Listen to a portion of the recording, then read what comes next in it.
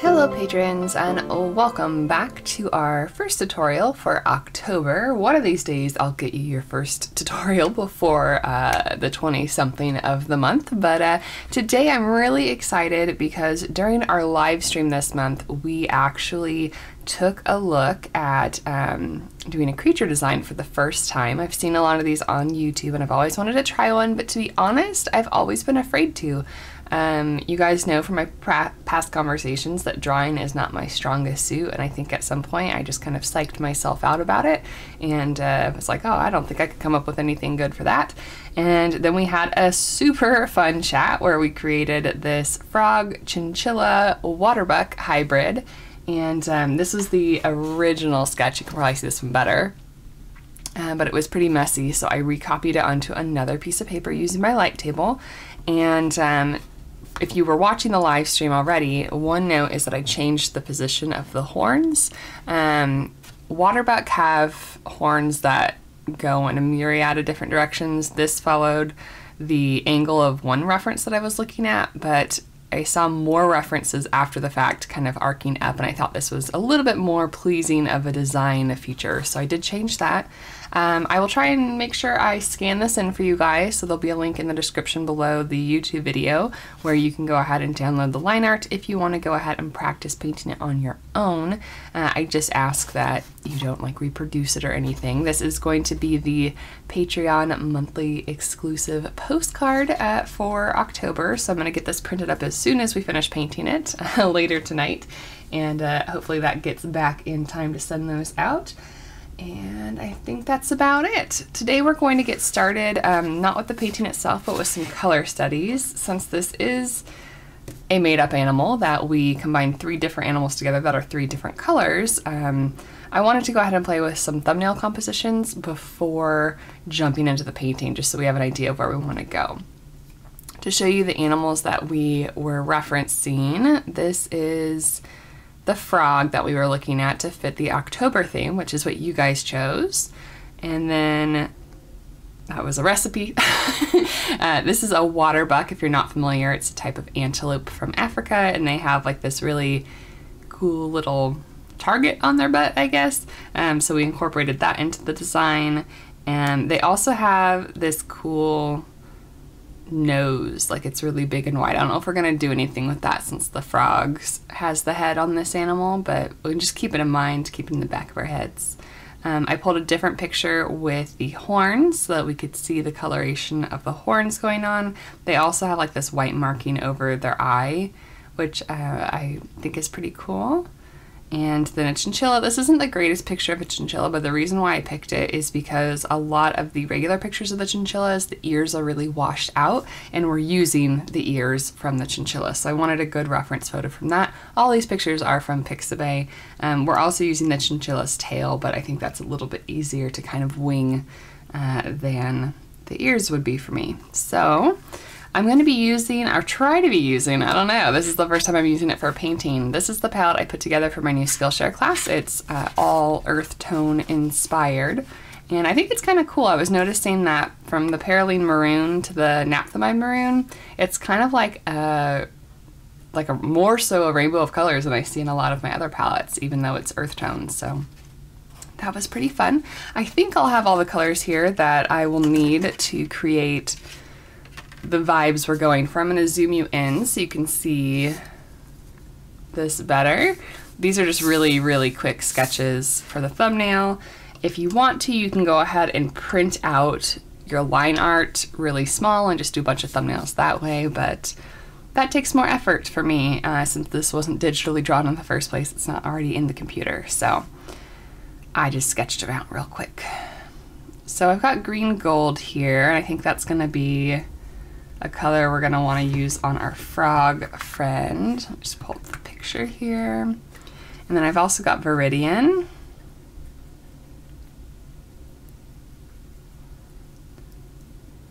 So you can't see any of that palette, can you? There we go. You can see a little bit more that way.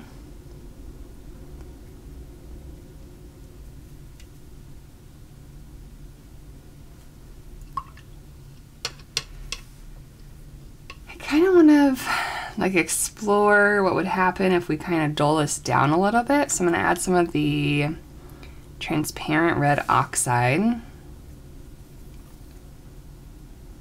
Might have been a little too much. Or add more of the Viridian. There we go. That's a nice earthy green.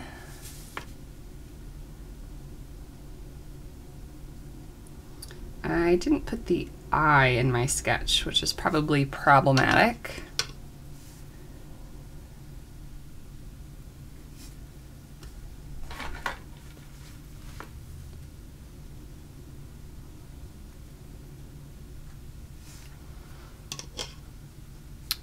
And then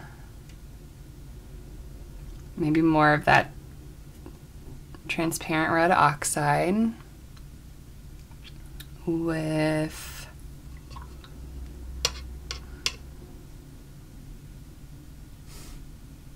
I don't know, what'll happen if we put Mayan blue into that?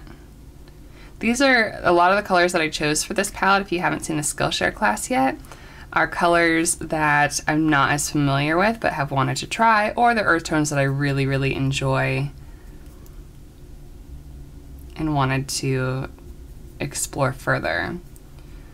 So we've kind of got a muted brown here.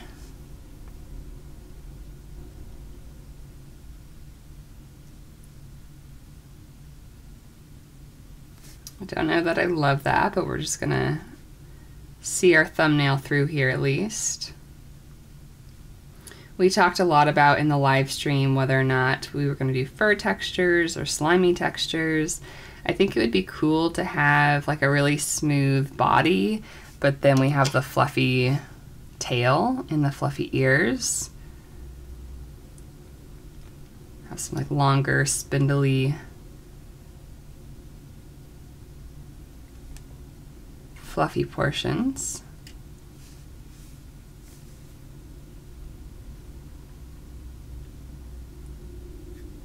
I'm not convinced on this brown. It's a little flatter than I'd like it to be.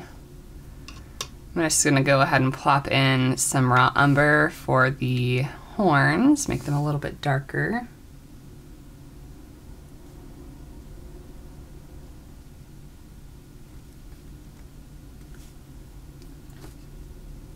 Oh my gosh, you guys, am I that big of an idiot? Was that off camera the whole time? Oh my gosh, you guys, I don't know why you support me. Y'all are too kind. I got the palette in the picture, but then the thing got moved out of the frame. Total dinkus. All right. I'm gonna put in some Quinacridone gold for the eye and then the rump there. So we've got the green face, this kind of muted brown color. We've got the raw umber antlers. I'm not loving it, so let's try something else. What if, is it boring if I don't use green? Like, I feel like it would be really cool to do like a gray frog and the gray chinchilla ears. So what's my favorite gray here? I mean, Bloodstone Genuine is pretty gray on its own. Show you that one. Here. It's kind of like a warm gray.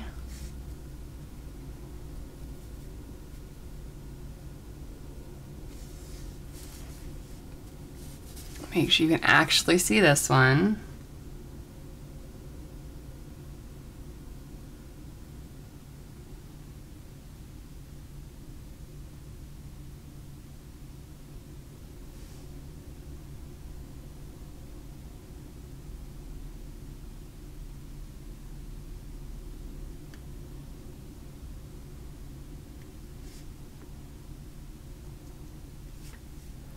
So I know it just looks like a chinchilla head right now, but imagine like this is more frog-like in the actual drawing. And then I would make sure to add in some like slimy looking highlights. Come down onto the rump here.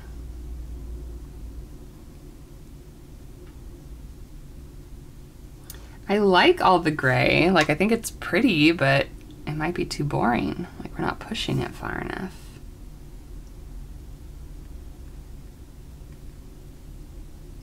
Part of me wishes I could do this on camera with you guys, like live as part of the live stream, but the other part of me knows that I'll do a better job if I'm able to focus all my energies on painting instead of reading chat and that kind of thing. I love live streaming, but it's not very conducive to painting a full painting at the same time.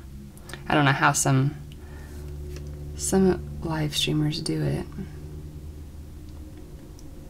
So Bloodstone Genuine's a really interesting color because it's so versatile. Like, this is all Bloodstone Genuine that I've been using, but we have such different shades. There's a tiny bit of the raw umber mixed into it, but hardly any. But you can get this really wide range. This actually just seems like perfect for a chinchilla, you know? Do that.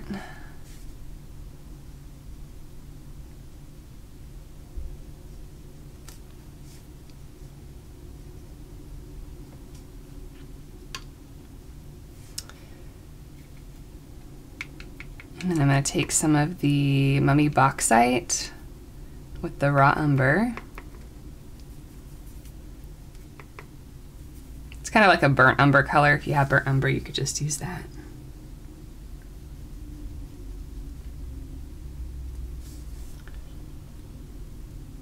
Have the rump be kind of like a light cream.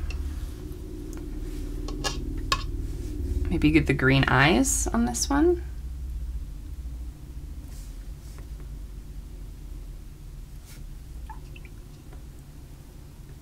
I mean, I like that better than the first one, but I feel like it's a little more safe. So what could we do for the third one to kind of push it out of the box a little more?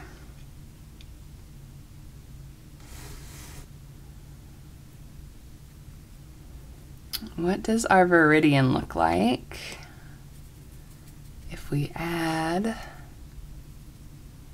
some of the Bloodstone? Ooh, it's almost like a muted Perylene green, which I do have on the palette. But this one has like a softer, bluer tone to it.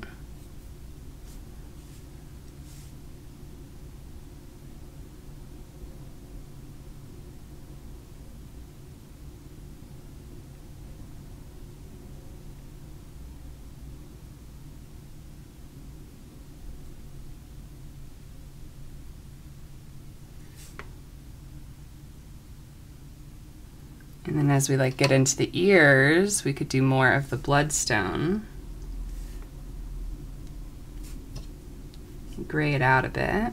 I should not keep my unfinished, like unprotected dot card in front of my water container. That's just asking for it to get messed up.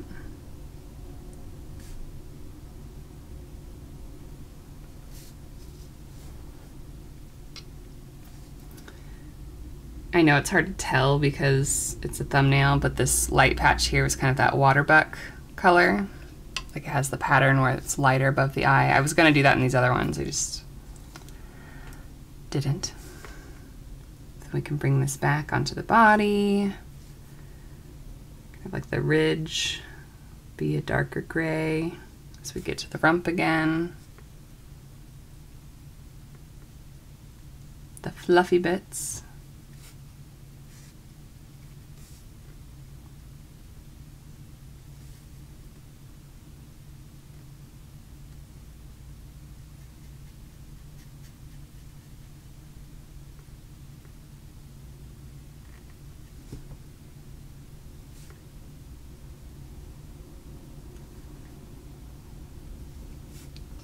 And what about if we put this green on the rump also?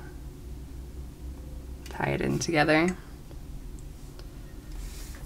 Then we could have like darker Perylene green for the horns. It's a terrible horn. I apologize. Could use the Perylene green for like the details on the shadows on the frog, make them a little darker. I still like the idea of a Quin Gold eye, but then it's me in Quin Gold, so it's not too hard to arrive to that conclusion. I think that's definitely my favorite. So we'll go with like a muted green with the Bloodstone. Here, I'll swatch them out so you guys can see them. Bloodstone Genuine, which tints out to a soft gray. If you don't have Bloodstone, you could mix Burnt Umber with Ultramarine. This is similar to a Payne's Gray that leans a little bit more on the brown side. Then we've got Viridian. This is true Viridian, it's not Phthalo Green. Then we're gonna add a little bit of the Perylene Green. And we'll use the Quin Gold for the eyes and some highlights. Yeah? All right. I like that. So let's reorient the space here. I am going to go ahead and wipe the browns off my palette just because I don't want them to muddy up our green mixtures. Let me zoom out so you're not at least looking at nothing while I'm doing all this. Not that cleaning the palette is that much more exciting. I accidentally ordered the full sheet paper towels instead of half sheets, and I'm really bummed out about it. All right, I do have some green mixed up here with the Quin Gold and the transparent brown Oxide, but I think if we needed to grab it for anything, it wouldn't be the end of the world. I do think I want to orient my palette this way because you'll be able to see things better and I'll be closer to my mixes. Got my rag, can hang out over here, maybe. I would put it in my lap like I usually do, but Cricket was sitting in my lap earlier and I am covered in fur. All right. So, as you guys can see here, we've done color studies before, but in case you're new to Patreon or haven't seen me do many of these, by working through this, like, we figured out a lot. If I had just started painting, I might have gone with the brown and been like, oh, this is terrible. This one was better, but it was a little too safe, and then we finally got to something that I'm happy with in this last one, and hopefully you guys like it too. I'm gonna have my references nearby in terms of, like, needing to know for shading and that kind of thing. I can reference them, but I'll try and keep it off screen just so it doesn't clutter things, and I'll let you know if I switch to any various images that would be important to look at. I'm going to go ahead and tape this to a board so you're going to get to see the whole process, even though the sketching was in a different video. Let me find something.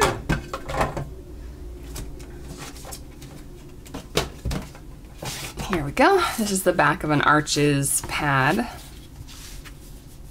I don't know how big this piece of paper was. It was a scrap piece. Let's see. 8 by 10? Oh, not a scrap piece. I must have cut it down intentionally and forgotten about it. It's the Cezanne from Hahnemuhle.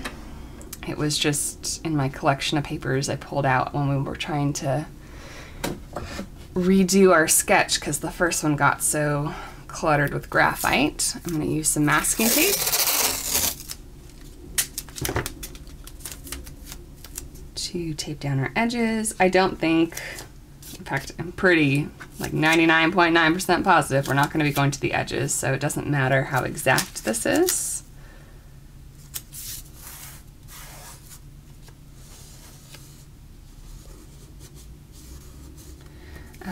Lay Sketch is her channel, I think. Just posted a video the other day about a really cool method that she learned from some other people. I don't know who the original creators were, where you can mount your piece of watercolor paper to a board using gesso and matte medium. And it's similar to how I've mounted Like I've got some up here. I don't think I can take them down right now, but I've done paintings and then put them on board. Angela Fair has a tutorial about that. But Leigh actually put her paper on before she did her painting, and it stopped it from warping at all. Like there was zero warping. So I'm kind of excited. I want to try that out sometime.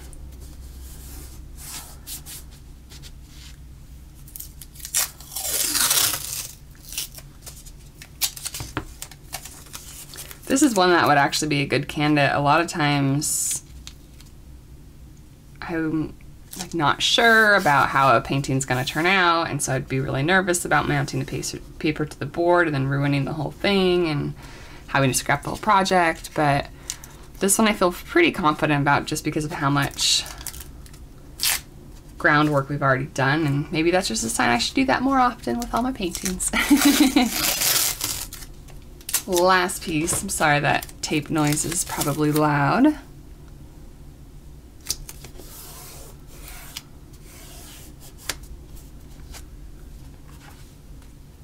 Definitely run off the paper here. I'm just going to fold this under so that it doesn't get too much in our way.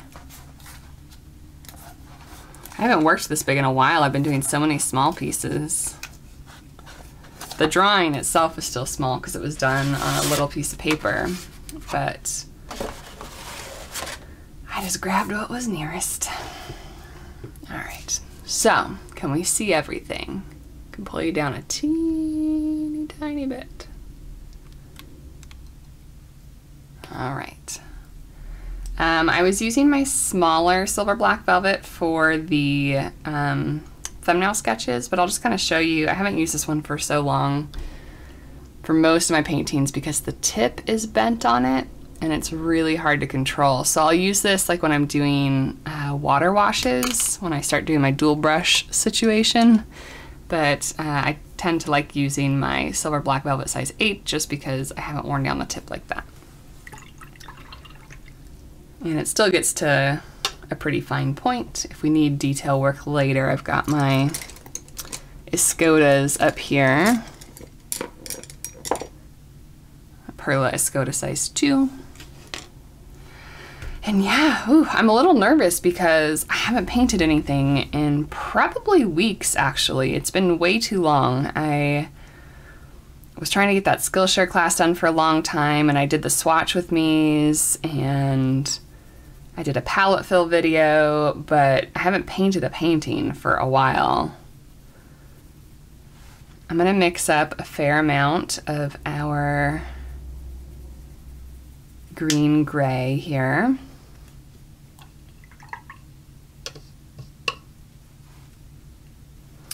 I'm gonna start with my frog picture because we're gonna work on the head first. Ooh, that might have been too much.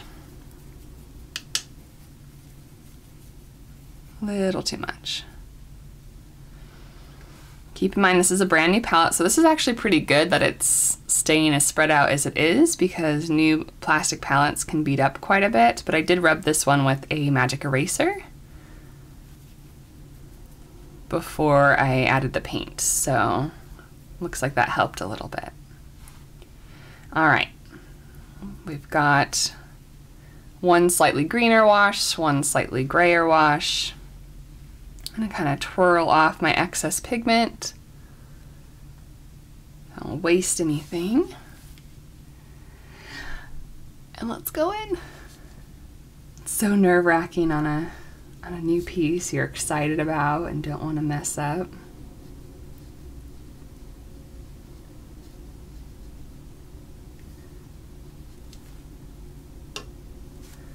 All right, we already need the second brush. I don't want to waste all this Viridian.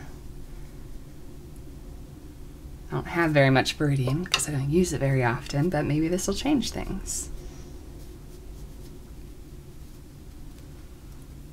Again, those of you who are new to Patreon and might be seeing this as one of your first tutorials,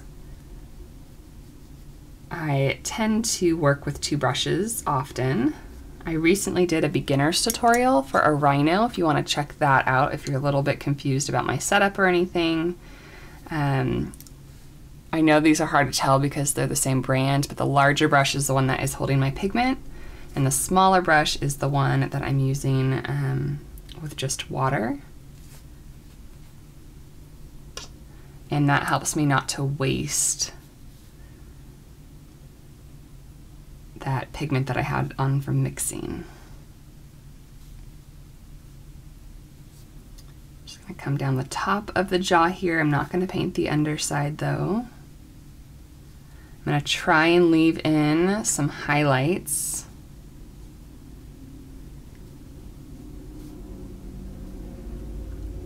We're using that frog picture as reference, but it doesn't have to be exact in this case. And I just want to say thank you to the patrons who were at the live stream and like gave me the courage or like the okay to go ahead and do this as a tutorial. I was telling them I always get nervous about kind of going off the beaten path of what is expected of like real animal tutorials that you can follow and there's an exact reference, but it's so fun to do these creations and I had a blast with it and I really hope I can do more. So let me know if you like them. I'll probably do one for the channel next time I do one. And I was just talking to my sister. I mentioned during the live stream that she had challenged me to do like the first hybrid. I just hadn't gotten to it yet. She wanted me to do a leopard gecko and a sloth together. And we just made plans. I'm gonna go see her in December.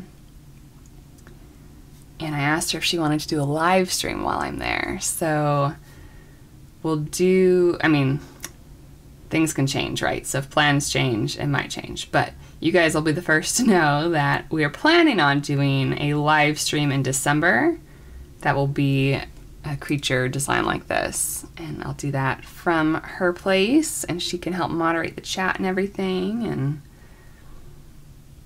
I can work on a proper painting while... Oh no, you know what I forgot? We didn't leave the white in front of the eye. That's my bad. We can always add it with ink if we want to.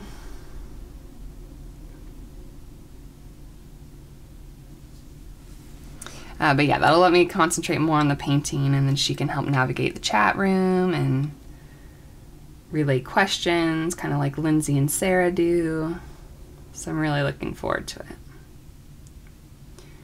And December sounds far away, but it's not really.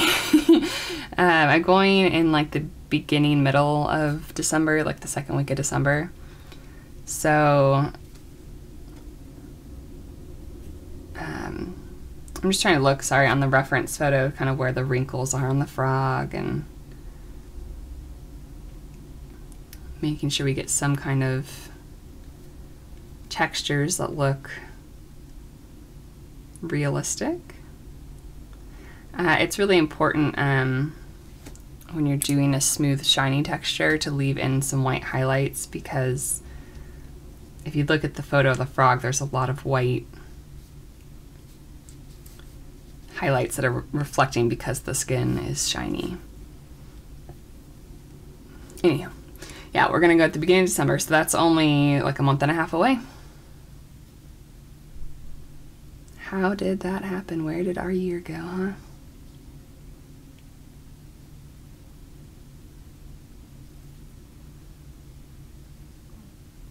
It hasn't been announced anywhere, but I think you guys can know. Last year, if you remember, Caria, Eve, and Sade and I all did a gift-giving guide for her like the Black Friday release.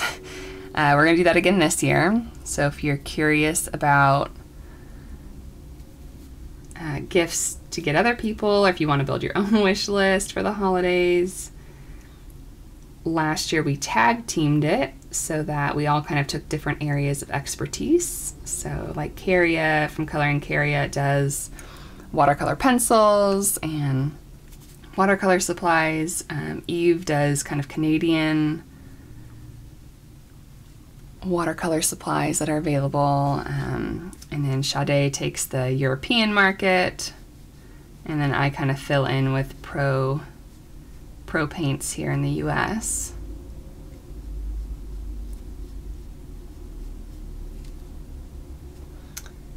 How silly am I that I pulled a picture specifically for this purpose and then didn't pull it up before starting to work on this little ear.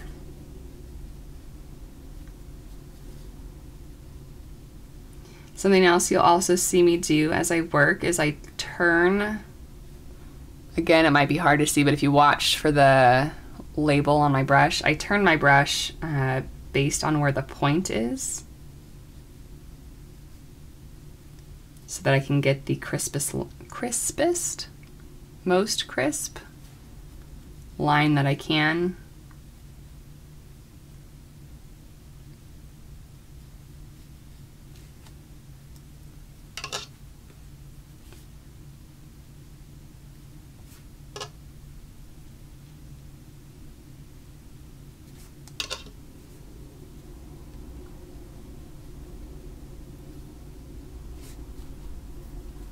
The good thing about the colors that we're using is that they're predominantly liftable.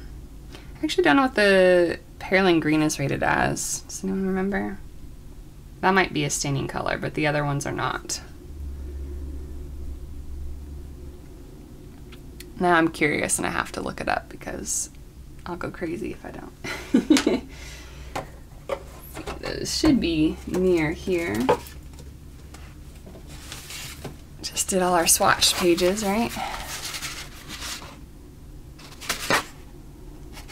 Perylene green is a 3 out of 4, so medium staining.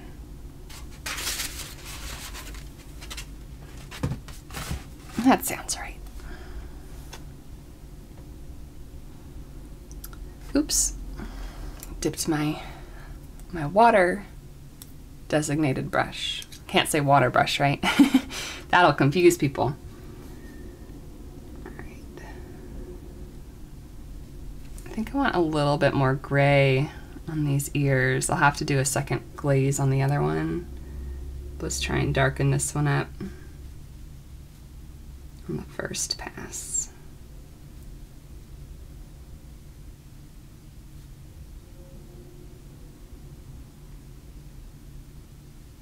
I do still want this ear, even though it's darker, I want it to be lighter than the horns, so I want to keep that in mind as I paint it, that I want room to go darker.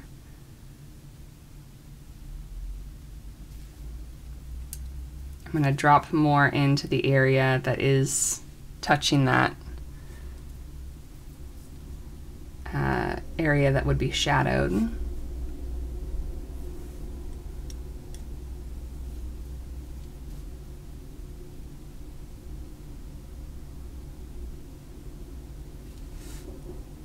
And in my mind, I guess, the highlight is kind of coming from like in front of the animal, but like from above. So the tops of like the nose and the eye and those are all gonna have little highlights on them, but I don't have a strong right or left orientation for those lights yet. Or I should say I'm not planning to, not yet. Not yet, there we go.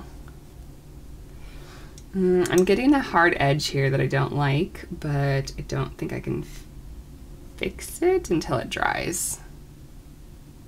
So we should leave it alone. Hopefully you guys can see that. I feel like it's darker in person than it's showing on the screen, but then again, my screen is not a reliable source, as I have found over the years. So I'm going to go ahead and we're going to switch back to our Froggo.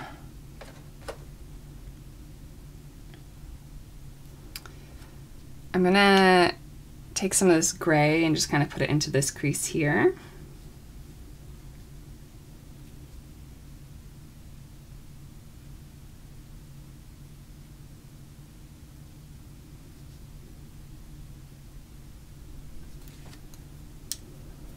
And again, I'm going to kind of dapple this texture so we can get areas of shadow and areas of light. The ear isn't dry yet, so the front ear, I don't want to go back to that just yet. So I'm going to rinse out my brush. We're going to keep working down the body.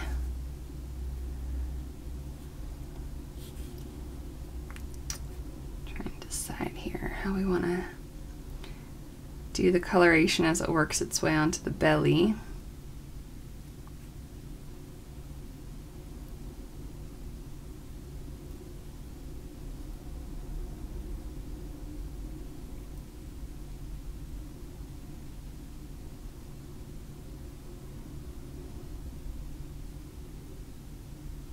I want to keep those highlights again.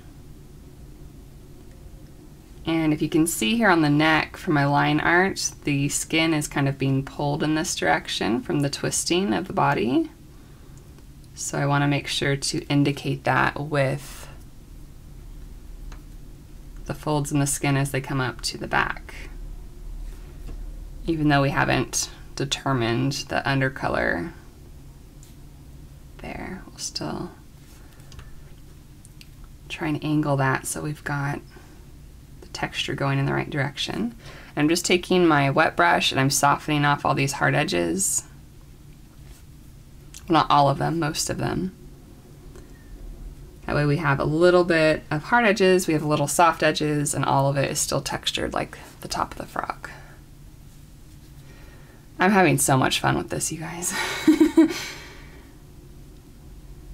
I feel like, I don't know if it's a combination of not painting for a while, if that's skewing things, or just like the boost of confidence that I have from being able to create a creature I didn't think I'd be able to create. I was so nervous before that stream. It's like I have to create a thing that isn't a real thing.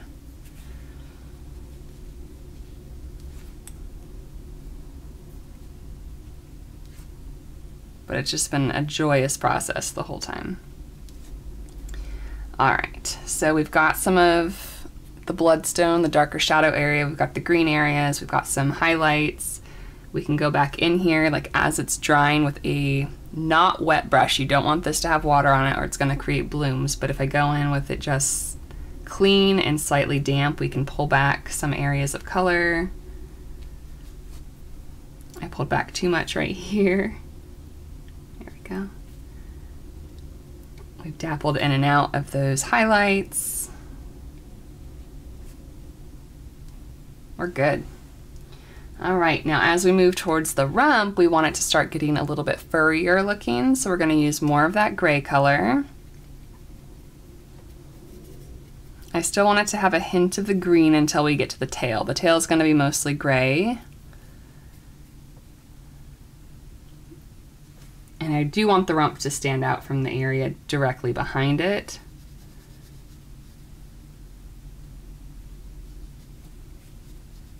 But noticeably a different texture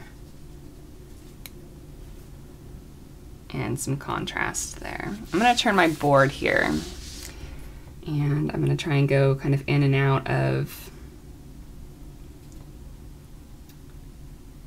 the little bullseye with the tip of my brush so it looks more fur-like. I want to be really careful that my color doesn't bleed too much into the wet wash above it. I know it will bleed some and that's okay for me. I just don't want it to completely overtake.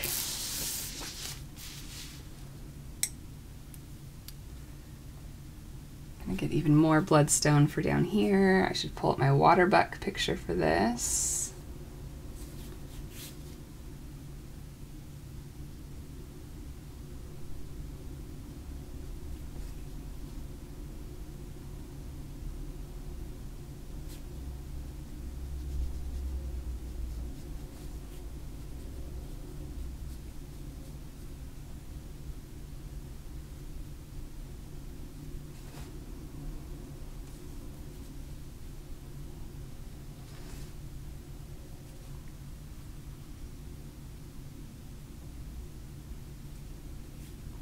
I kind of want there to be like the peak of where the spine would be on the back.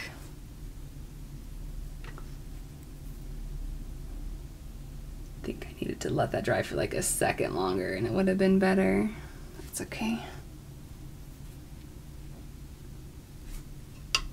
We can lighten up this color with this wash and then do another glaze that'll reinforce everything. So it doesn't have to get to its eventual value right away. I'm going to bring in a little bit more of the green to match the other side here and the side.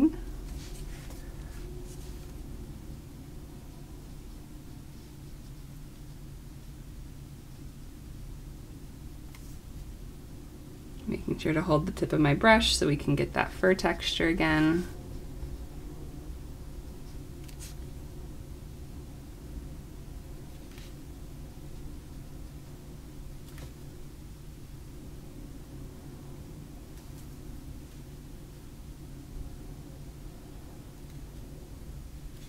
As we get further down, we're going to add more of the bloodstone.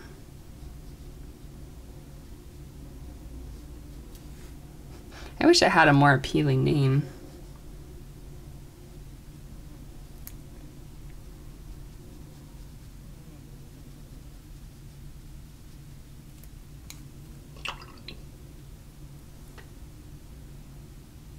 I think Cricket is snoring.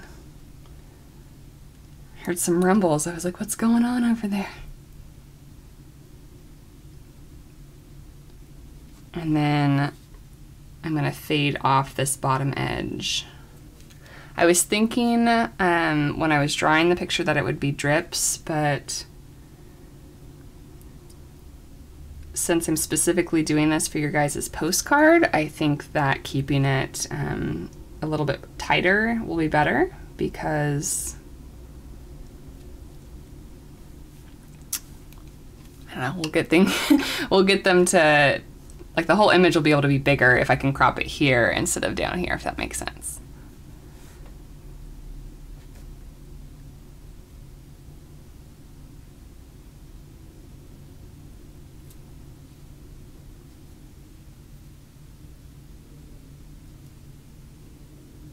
I do still want it to have a shape though. Struggling with that a little bit here, and that's what I'm trying to fidget with. Fuss with, rather.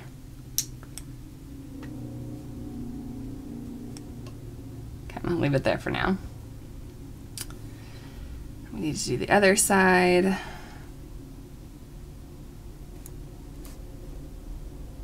The tail, I think, is gonna be darker. Not have to worry too much about that edge.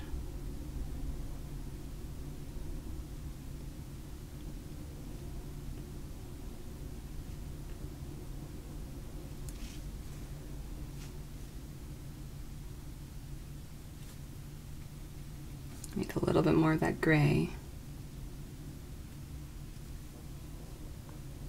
Oh, yep, that's definitely a kitty snore.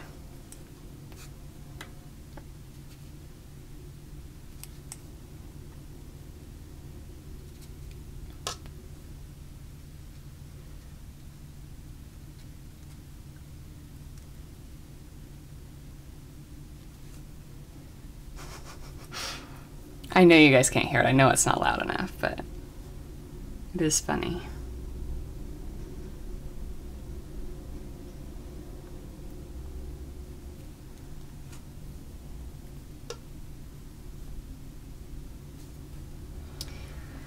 What time we got? It's already noon? How did that happen?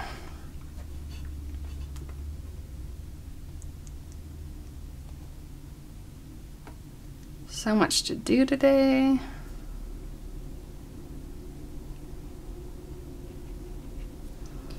I promised you guys a live stream like 5 minutes before I should have promised it. I thought my phone was fully charged and I was going to do a little tiny live stream impromptu so that you guys could hang out a little bit more since our first one got cut off.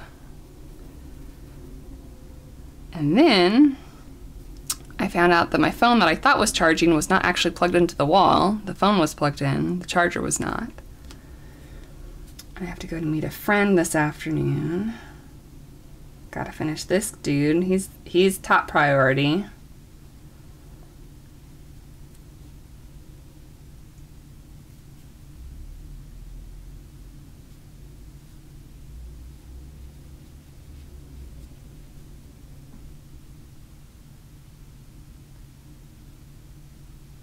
I also, like, I left my purse at my boyfriend's house, so I don't have my wallet, so I can't drive anywhere. And it's not like I need to drive anywhere today, but it definitely feels like a limitation. Like, oh, if I needed to go somewhere, I'd have to do it without my license. Yikes. But I know a lot of people live with that every day, so a little perspective, put it that way. Right. We went in with the green wash, but we definitely want this to match the color. I have a little bug in here. Match the color of the outside, so I'm going to go ahead and drop more of this gray in here.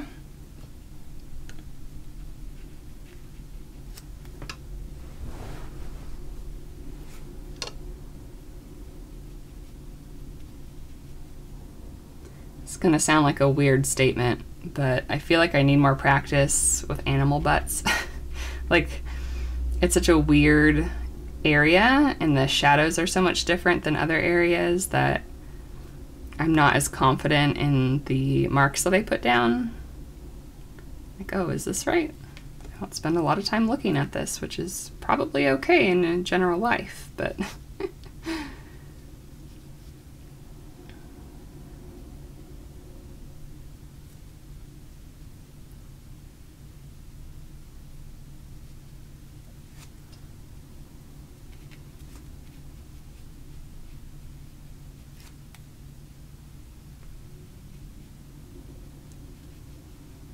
I don't really want to work on the tail quite yet. I just want to kind of put that transition in there. We can finish up over here.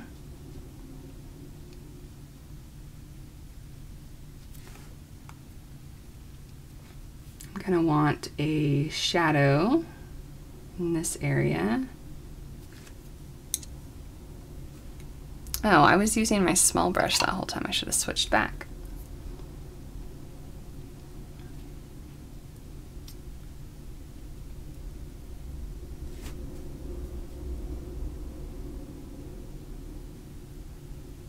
That is a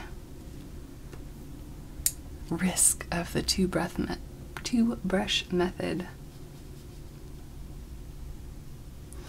So the only thing that might be a bit of a problem is that neither of these colors glaze very well, and I did want to do some glazing.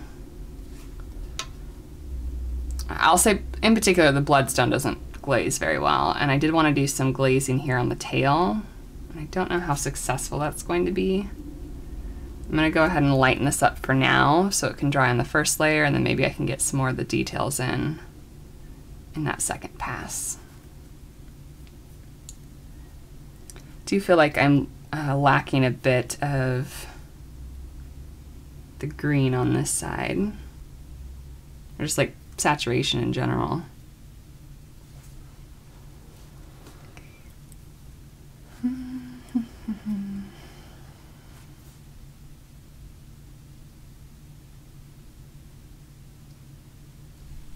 All right, is that good for now?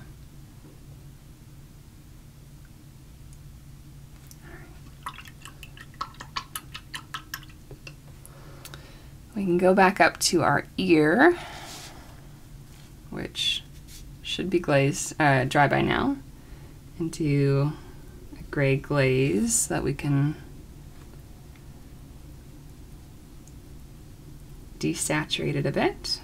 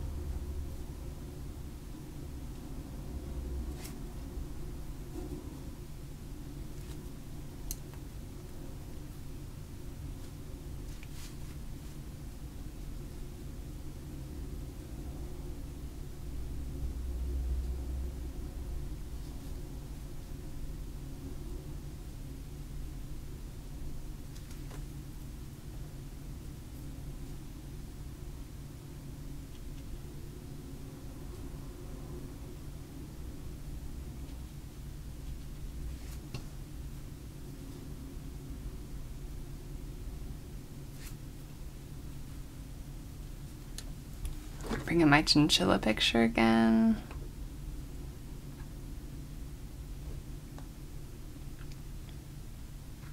This definitely is harder to juggle. I'm not gonna lie about that there.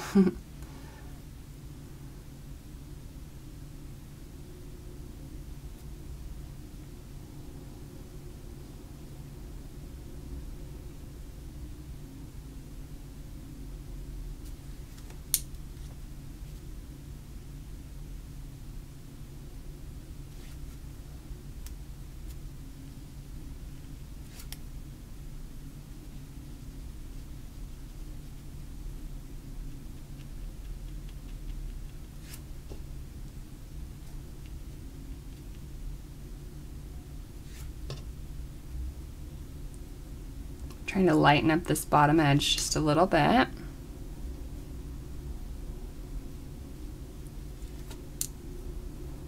While still having a bit of that rim color.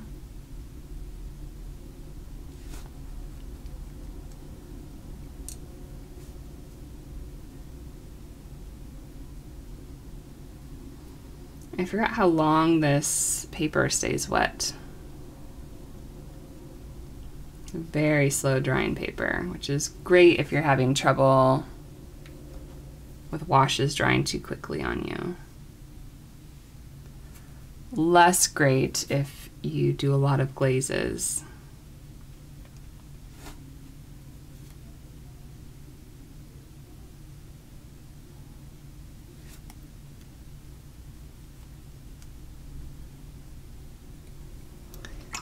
All right, let's go ahead.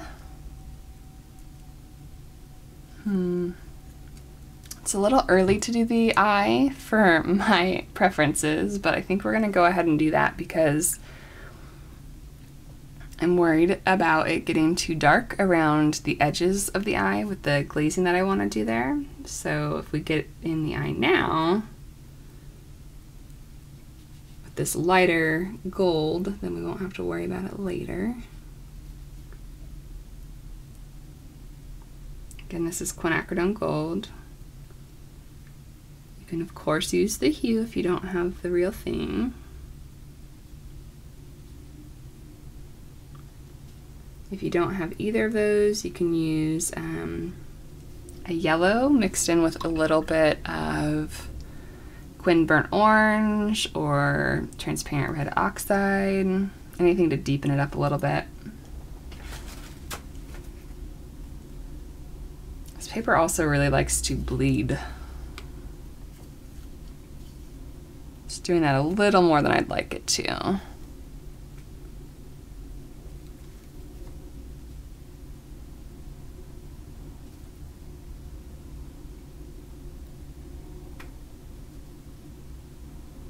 We want a really nice, crisp, round shape for the eye, since it's a frog and they're pretty shapely.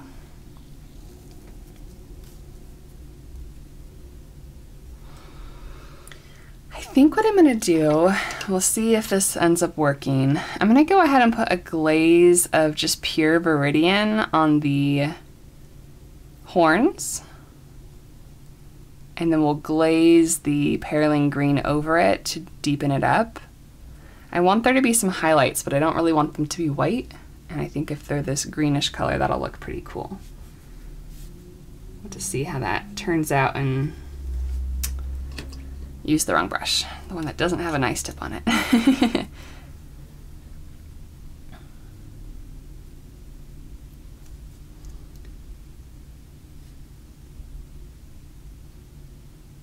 This is also good because Viridian is not a staining color, so if we don't get it in the right areas, we can lift it pretty easily, whereas the darker color is going to be harder to lift any mistakes.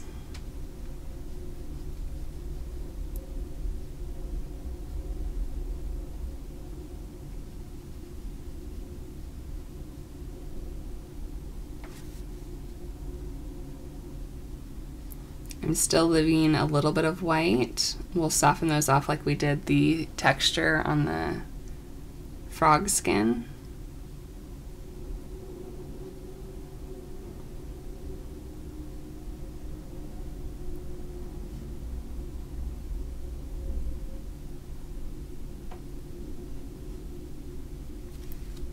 So now that those are in, we'll take the clean, like as dry as I can get it on my sheet or my cloth, and just soften up these edges.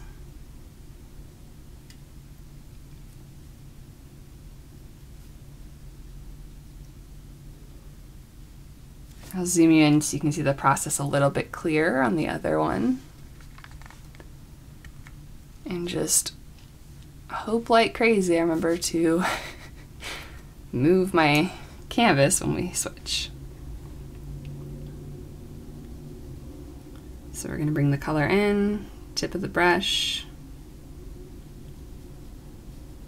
We're going to follow kind of a spirally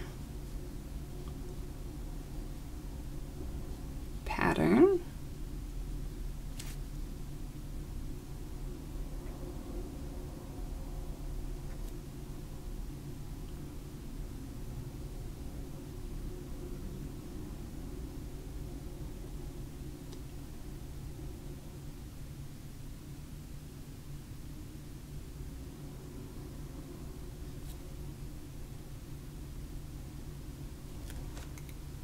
And we take our clean, almost dry brush. You do need a little bit of water on there to do this, but just whatever the brush holds on its own should be okay. And we're just teasing those edges and softening them up.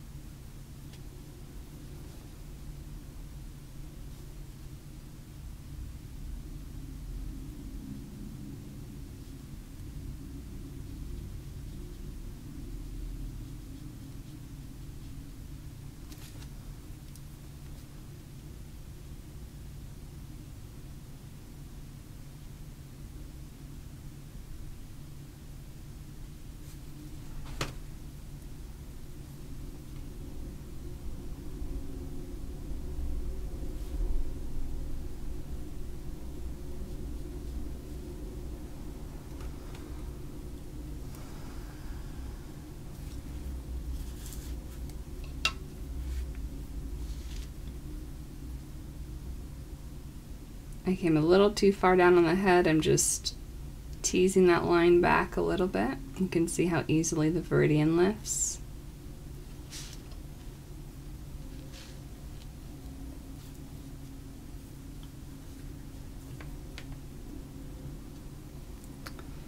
Take a little sip of water.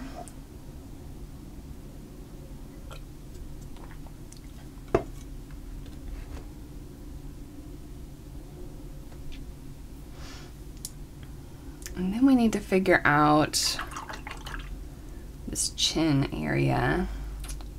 So while I'm thinking about that, we're going to put one more glaze of green around the eye.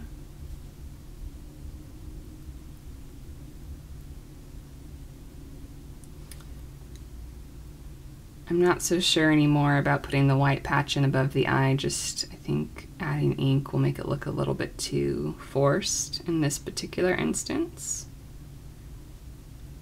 So I'm going to go ahead and paint the area around the eye as usual, like I would for the frog.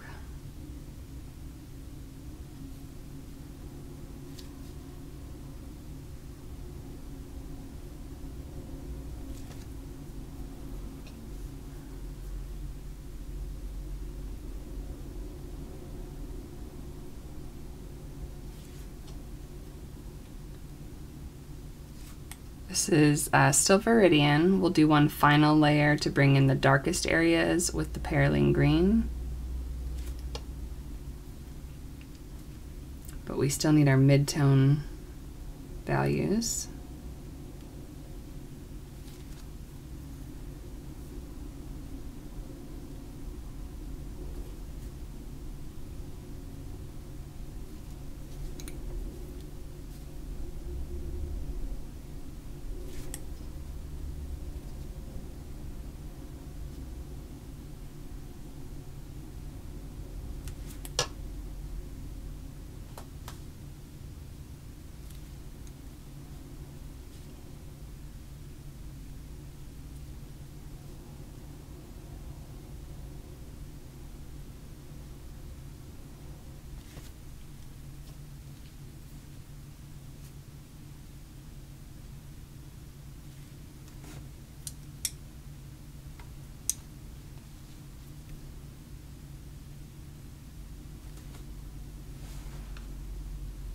I wouldn't recommend a really stiff brush for these colors if you're going to be using Viridian and Bloodstone because they lift so easily. If you use a stiffer brush, this is a super soft brush, it's going to lift them way more readily. Same thing if you're working on a wood pulp paper instead of a cotton paper. It's going to be a lot harder to use lifting colors without them lifting.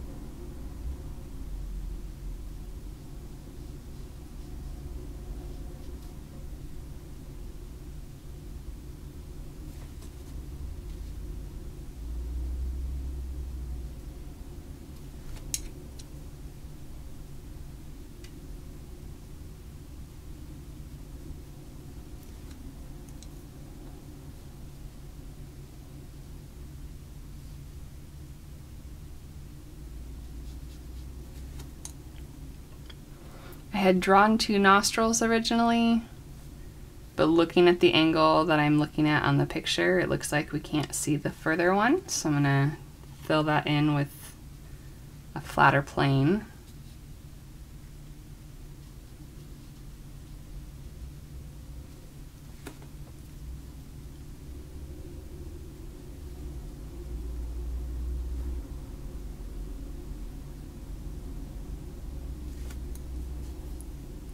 Put a little bit of texture above the mouth here.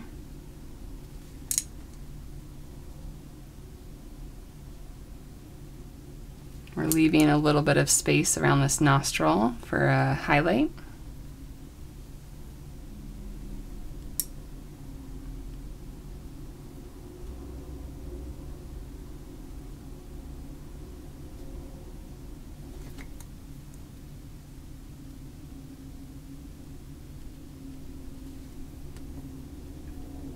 The area between the jaw and the eye is actually really smooth, so I don't want to put too much texture in there, but it is lighter than I would like it to be overall.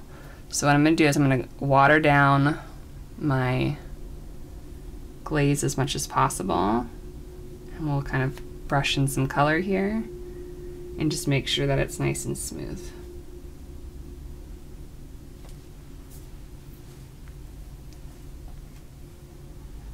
Same thing, the top of the head isn't super textured. I think I kind of want it to be though, like I want it to carry this texture from the neck up here from an artistic perspective, so we're gonna fudge it a little bit.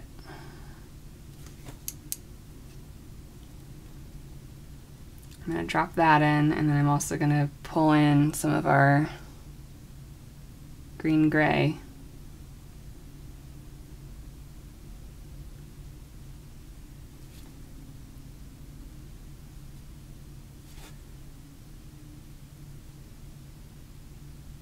It's a little more water than I should have added to the paper.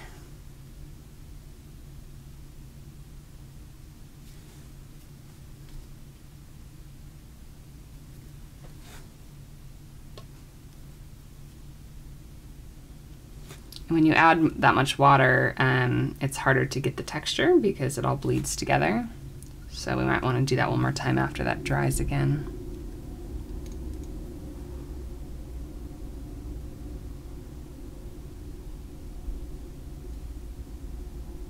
This is the Viridian.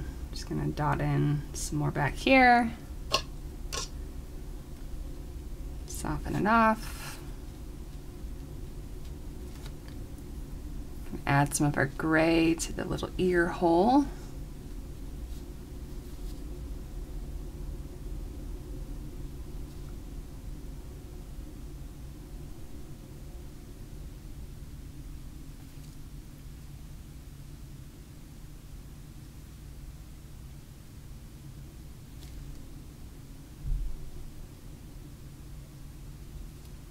Nostril.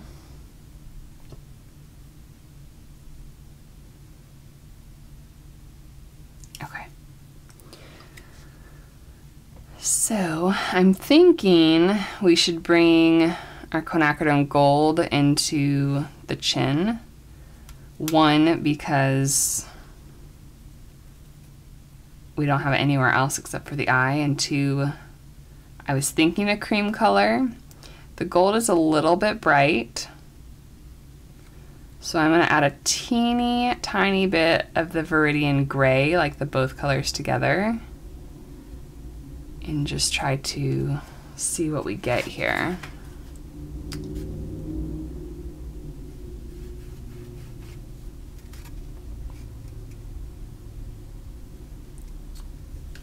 And in a case like this, it's hard to kind of balance the pros and cons of, do we want to use colors we've already used throughout the painting versus, like, I really want to put yellow ochre here, but I always want to use yellow ochre. I actually think in this particular case, the yellow ochre looks more like a softer version of this gold, even though it's a different color, than this kind of greenish transparent color.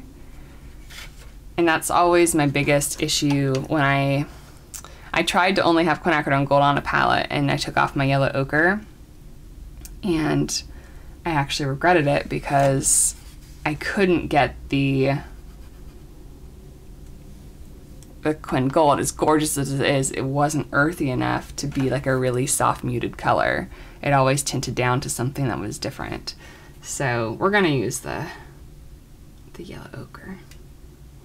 And I think it'll look close enough to the viewer as a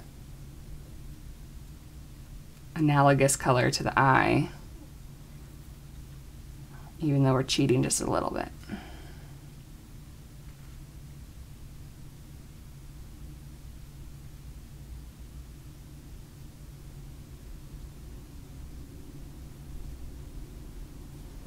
I'm going to bring this yellow into the patches of green that meets that area.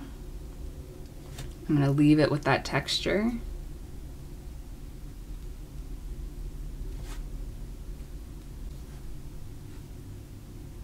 Or in other words, like, I'm not going to smooth it off. I want it to have some effect. I'm going to bring it pretty far into the green, actually. I like what it's doing.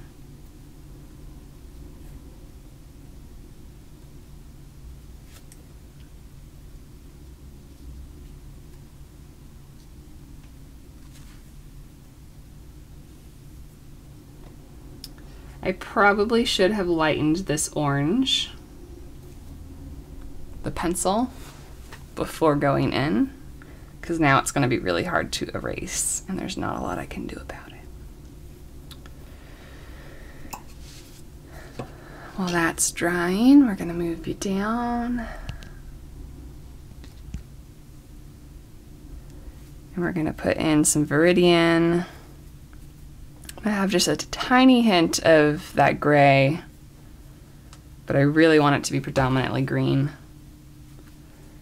And we'll glaze in here. I don't want it to be completely solid.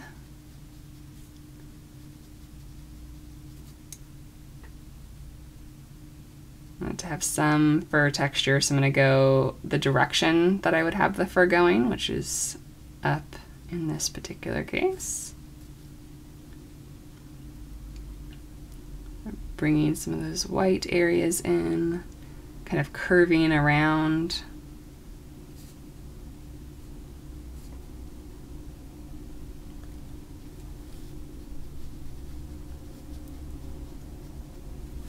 As we get up higher, we're going to use the tip of our brush more.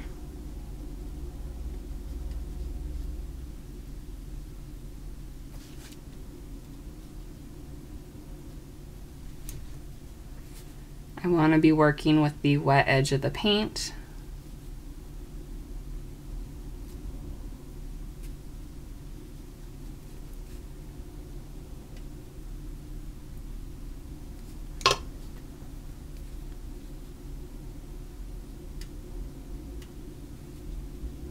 The right side, of course, looks better than the left side. One side will always just look better. In this case, it has to do with my handedness.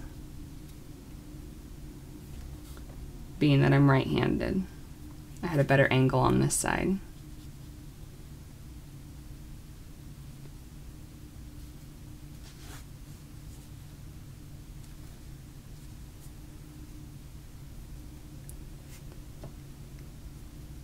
And get a tiny bit more Viridian, a little stronger concentration. I'm going to try and get as much of the water off of my brush as I can. And we're just going to reinforce the area down here as being a little bit darker, where the legs would curve in together.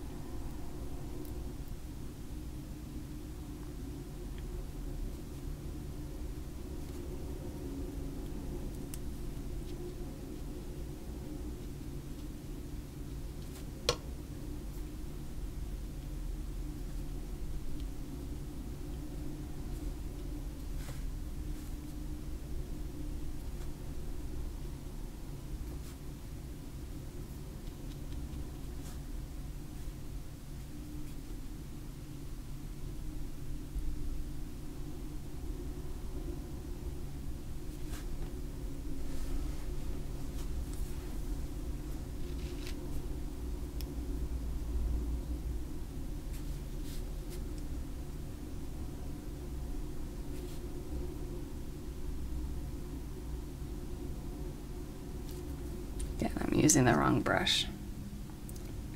The bad tip.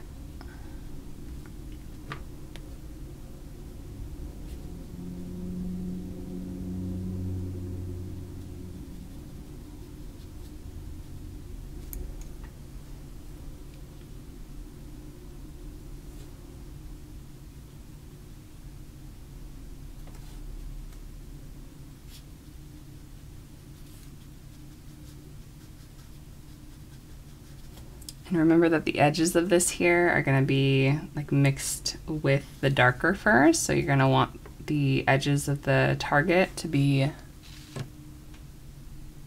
darker.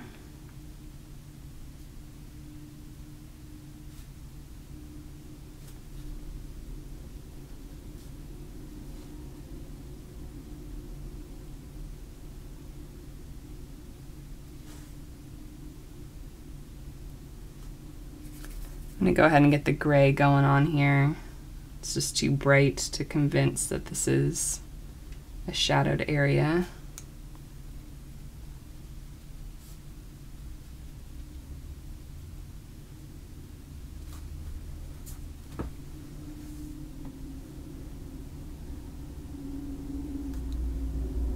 There's so much texture here The Bloodstone is such a granulating color. It does look a lot like greenish chinchilla fur, so that's kind of cool.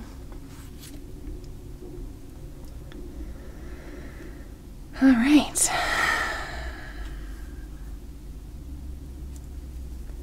I'm going to go back in underneath the chin.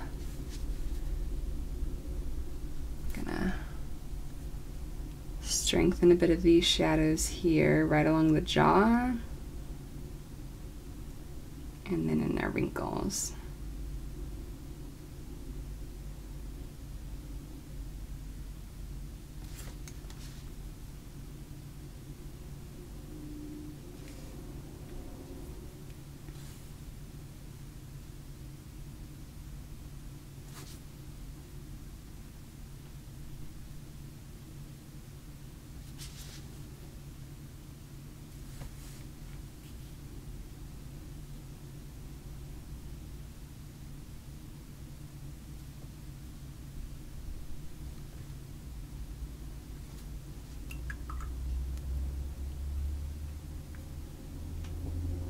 I think I want to bring a little bit of this yellow ochre onto the face as well. Just kind of have some little pops of color, like kind of relief from all the green. I'm going to do this primarily where it would be highlight.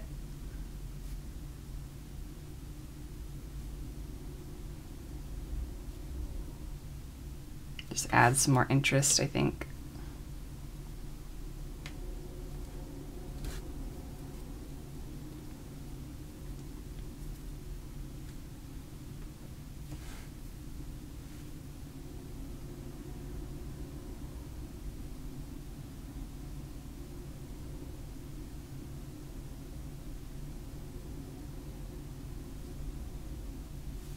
And a little gray behind the nose.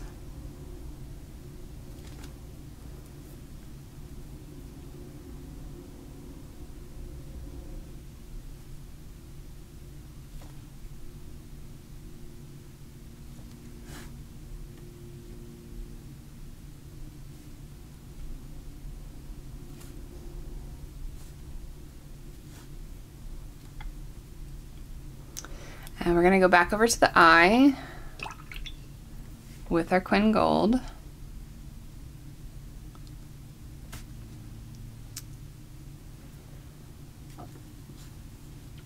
We're going to do some, interesting. Okay, I'm going to take my Quin Gold. I'm going to add some of our transparent red iron oxide, just a tiny bit, deepen that up. I want to do a deeper glaze around the edges to make it look more spherical.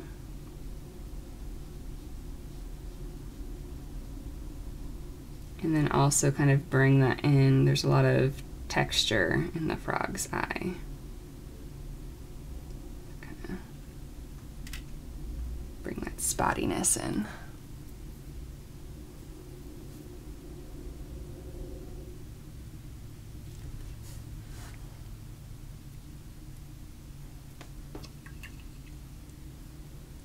A little bit more of the oxide, red oxide.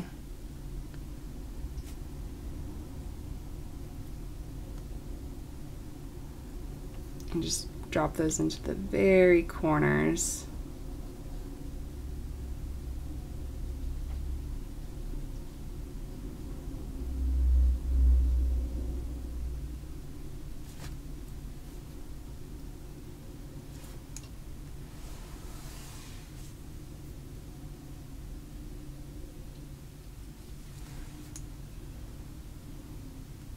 I know it still looks creepy, but we'll put the black in and the highlight and he'll be fine.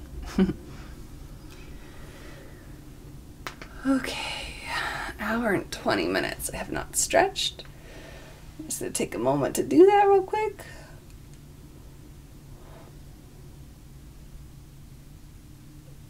Ooh.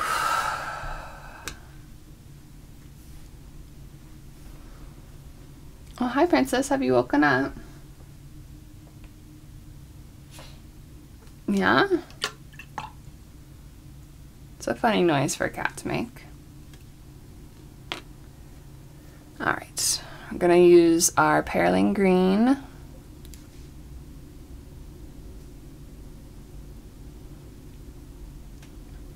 Trying to work up, I know you can't see it, it's off camera. I'm trying to work up enough paint to water ratio. I don't want it to be super watery.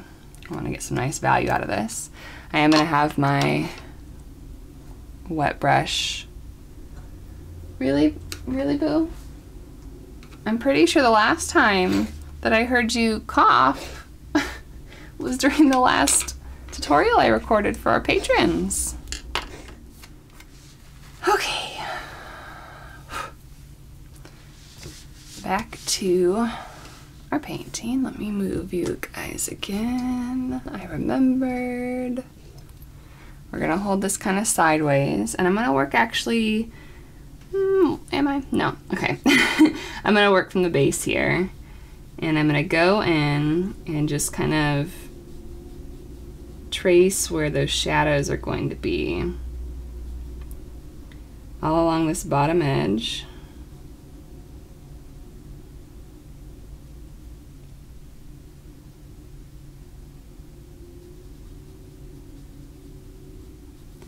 Because this is a more staining color, every once in a while I need to stop, use my brush that has water on it, and soften these glazes.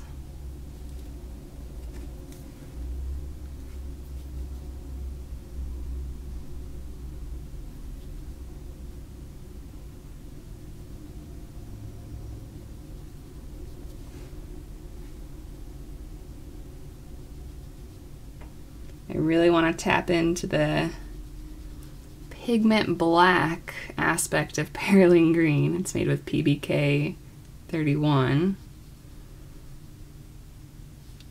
Really get some dark tones here in the most shadowed area.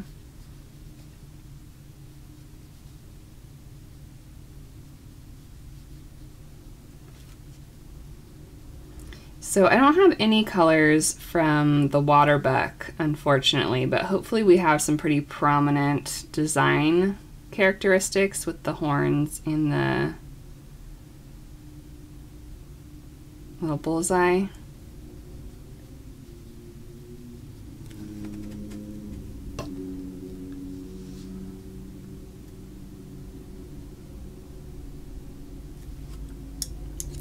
I can't remember if I said this at the beginning. I know I told you that I moved the horns, but the image that I'll be scanning for you guys to trace has both, so you can pick which set you like better.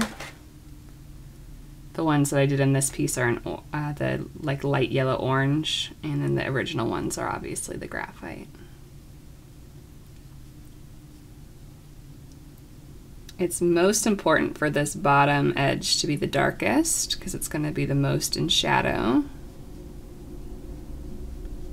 So I just want to keep reinforcing that as we go through our details here.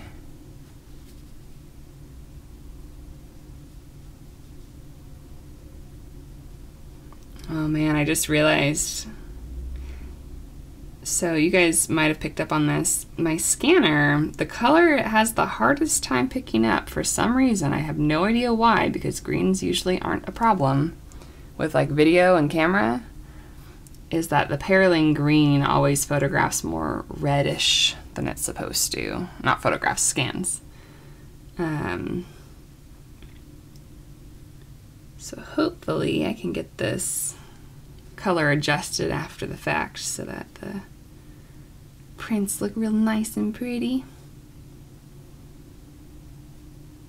I mean, I'm sure it will, but didn't think about it till now. The panda and the flamingo for the Da Vinci video that I did needed a fair amount of color adjusting.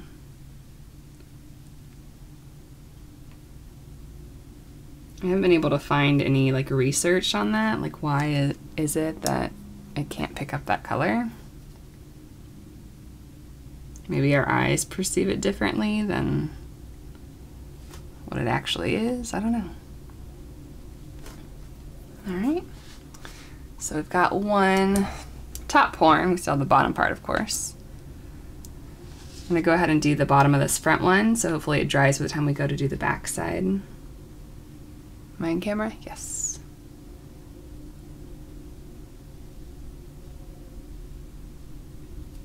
Try and get this edge that touches the body as smooth as I can.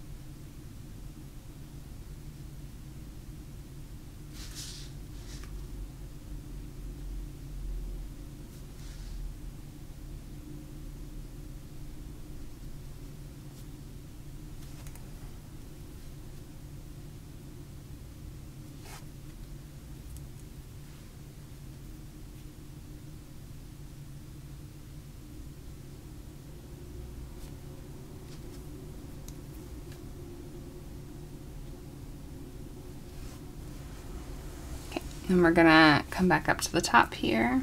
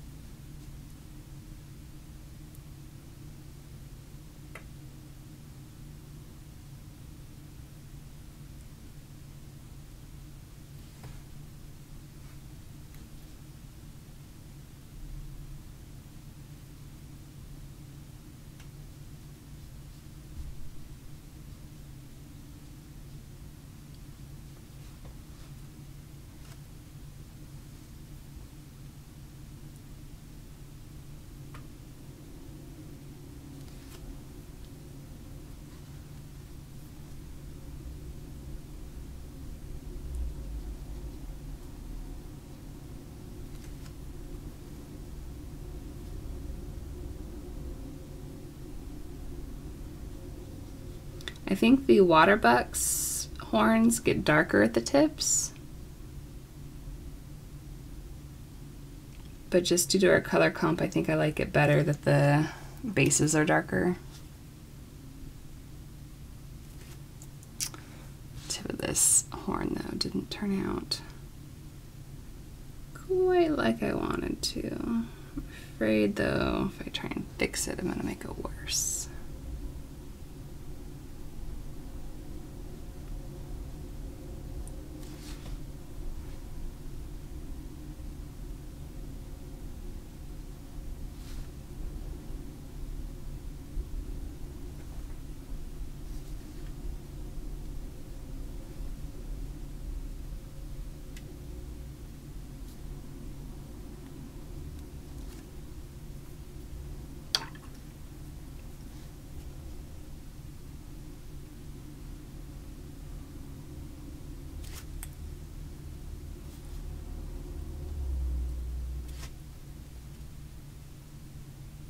Just using water to lift the dark pigment, and it worked surprisingly well.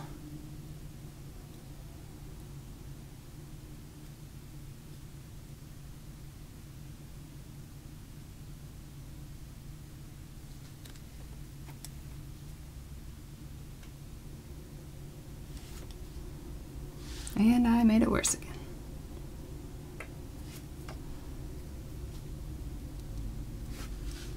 Well.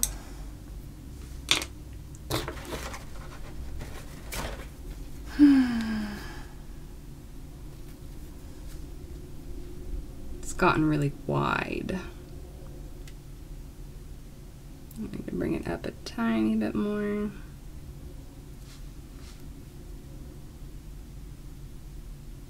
And then just leave it alone so that I don't make it worse.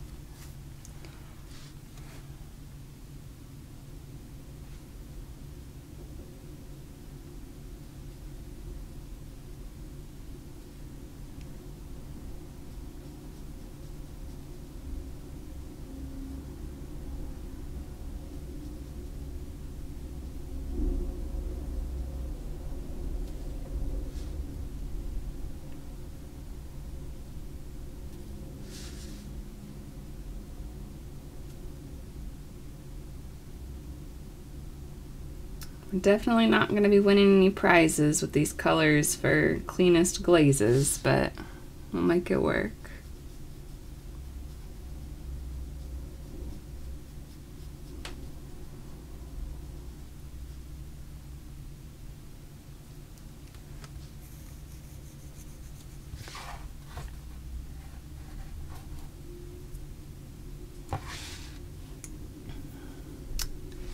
And then we just have this last little section. Still on camera? Yeah, okay. Gonna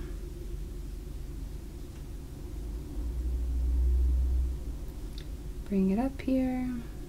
Carefully go around the head.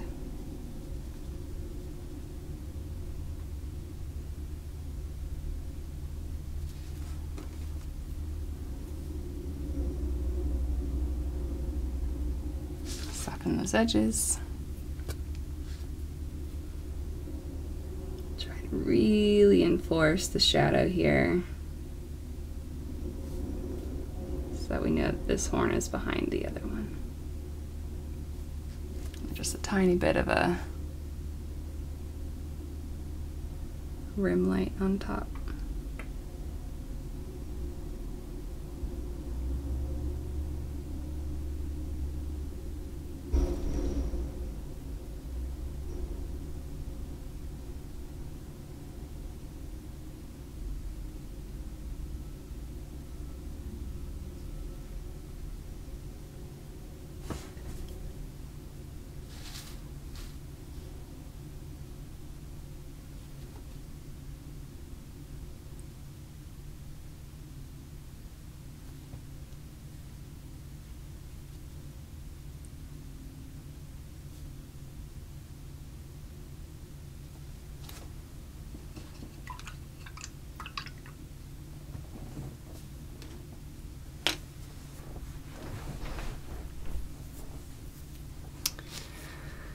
Okay, I'm gonna zoom you back out again. You can take a look at the whole thing. Most of it anyway. Let's go ahead and get in our tail. Going straight Bloodstone here. And you know what? I know I said I didn't need one, but I probably do, so let me go ahead and pull up a picture of a chinchilla's tail.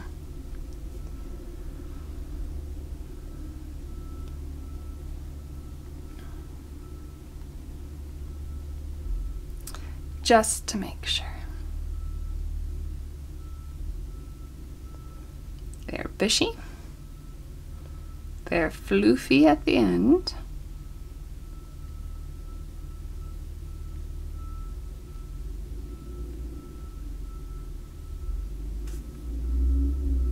All right. We're using straight Bloodstone Genuine for this. It actually looks like the base is pretty dark and then it gets lighter towards the tip. So let me go ahead and put this line in here. This is really, really heavily pigmented Bloodstone. I go ahead and kind of put in to be. I say I want to put in some definition of the tail here. That's better.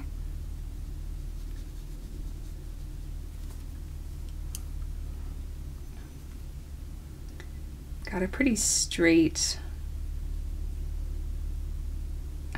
base of the tail, like it doesn't floof out just yet. Smooth that over. And then we can start feathering out here.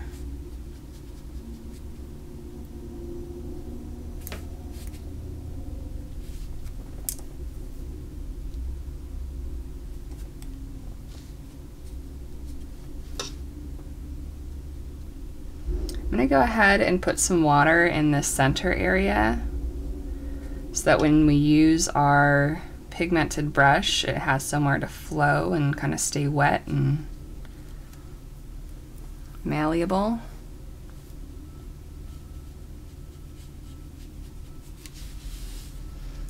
Definitely turn your paper so that your brush is being flicked in the way that your wrist wants to go.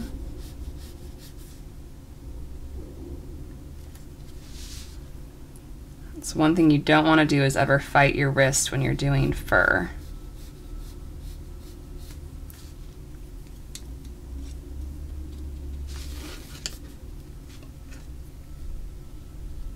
Continue our water up here.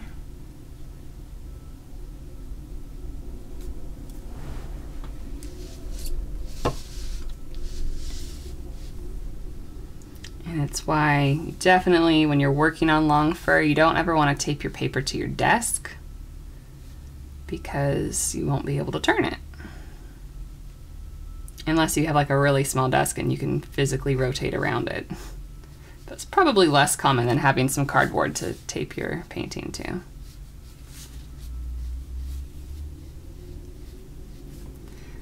Because I'm upside down, every once in a while I want to spin it back around to check to make sure that it's still doing what I want it to overall. We can fix any curvature problems.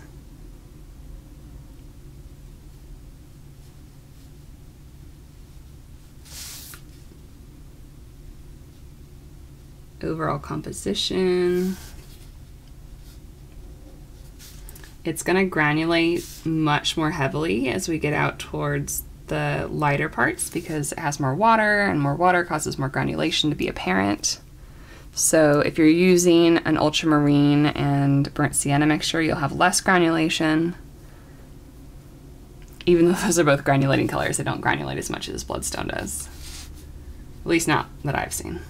I'm sure it's possible.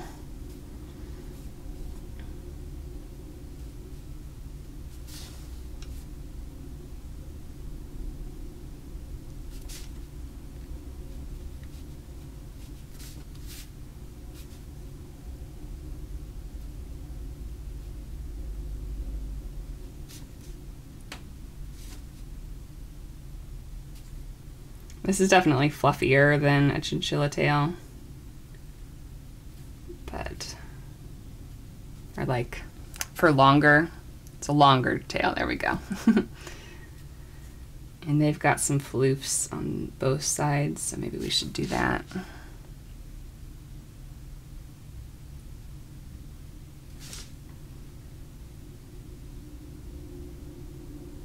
No, no, no, no, no, no. Oh, I'm messing it up.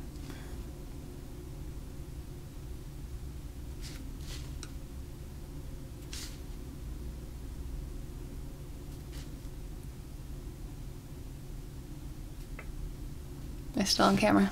Okay.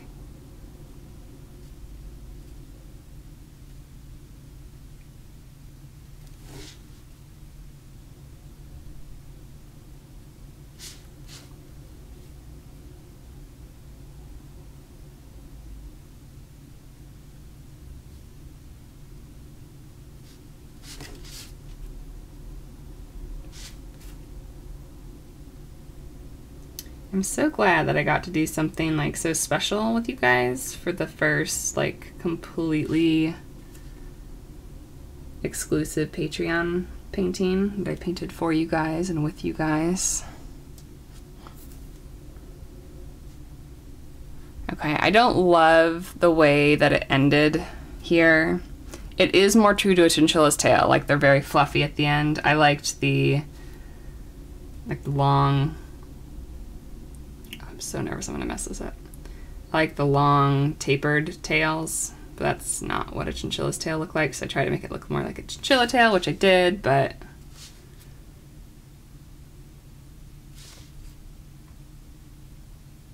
it's not quite as aesthetically pleasing to me personally. But maybe those of you who love chinchillas will love it anyway.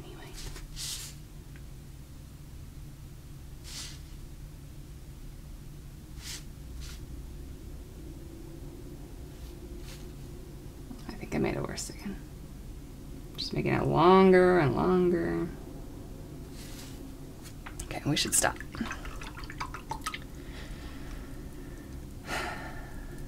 One thing I don't want is I don't want it to look like it's in front of the rump. Like I want it to look like it's going back towards the face. So I'm gonna take a moment to look at this. It wasn't supposed to touch in the original sketch. It wasn't supposed to touch the body. It definitely got longer.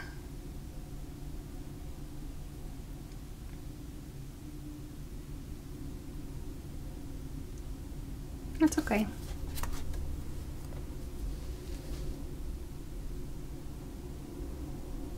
It also did not get lighter at the tip of the tail. I can make it darker though down here.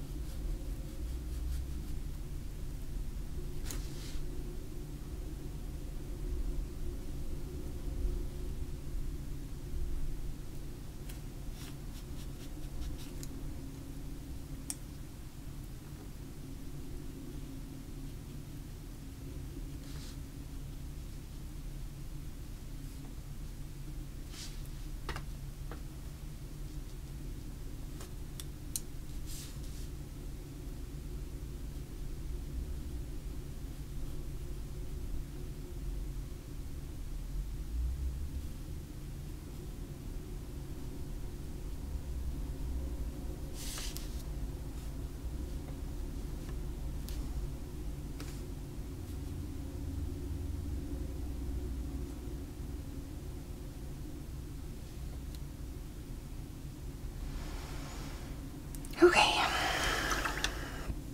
so we're gonna go back to our rump. We're gonna clean things up a little bit.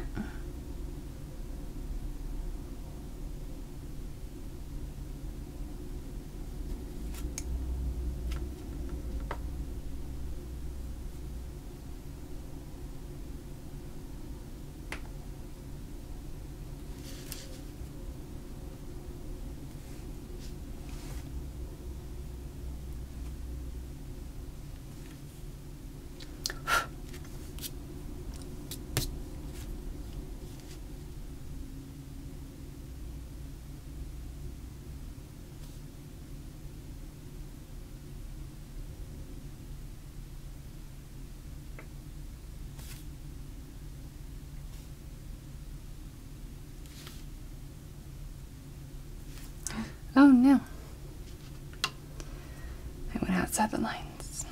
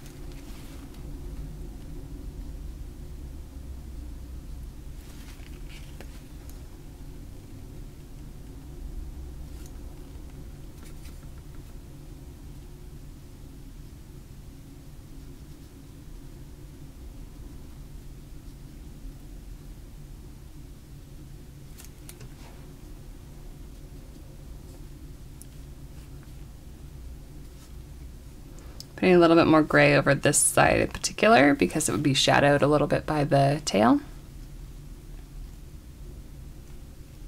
Do just a tiny bit on this upper edge.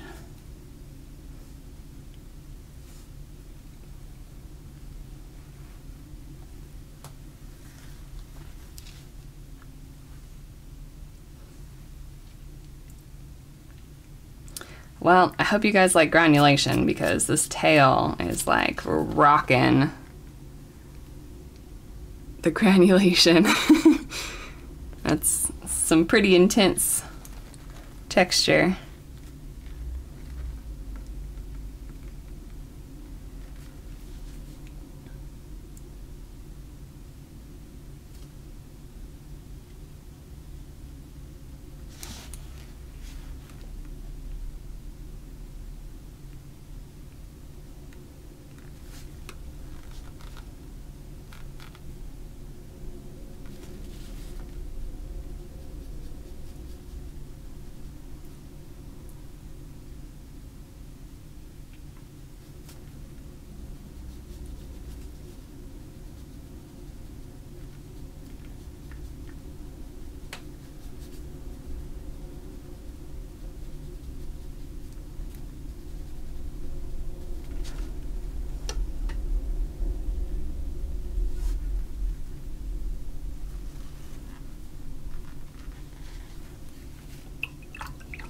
I put down the paper towel I've been holding in my hand for a while. All right, get a little bit more of our Viridian. Sorry I was quiet there for so long. It's a long tutorial. Hope I haven't lost you yet.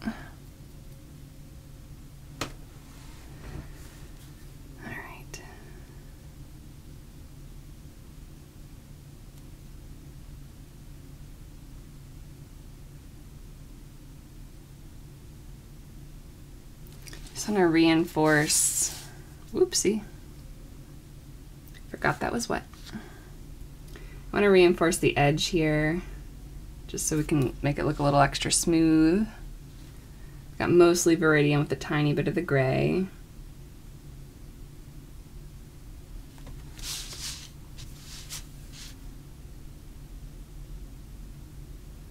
Put some darker tones towards the base here.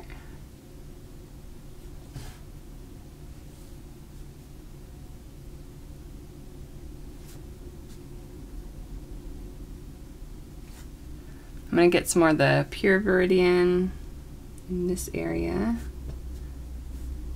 Hi Cricket, are you feeling better?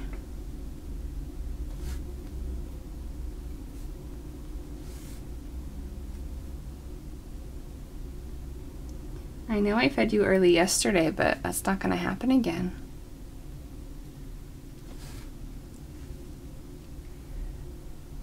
You guys have heard about our dinner time rules here, but yesterday I had to leave the house at about 1, and which is almost now, right?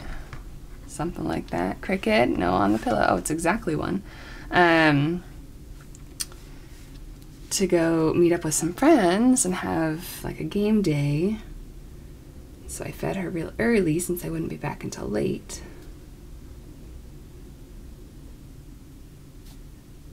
But it's not an everyday thing, Cricket.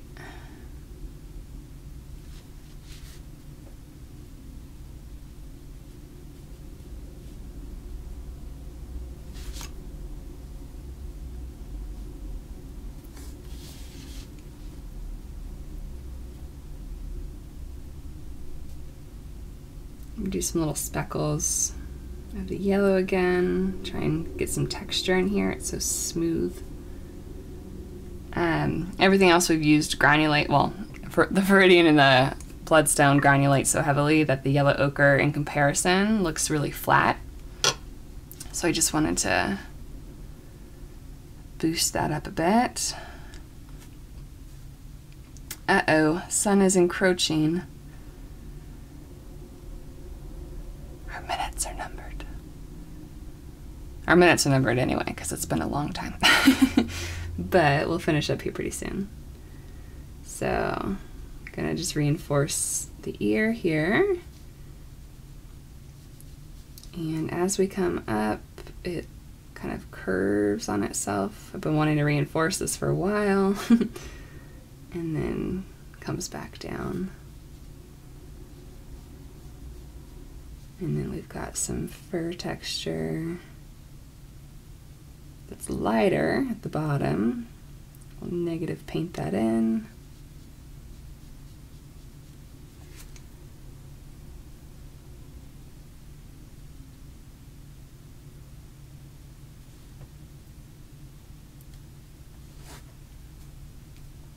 I'll probably add some white on top of that. I'm going to take a green gray, but mostly gray mixture, and just darken up the whole color here.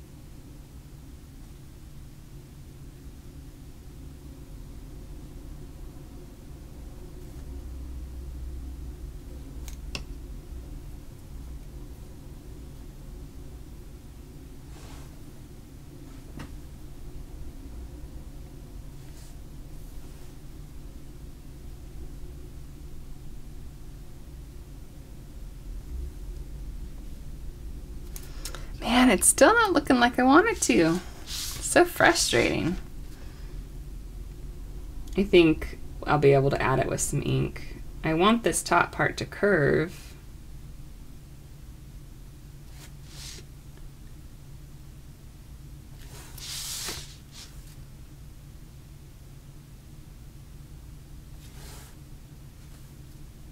Over.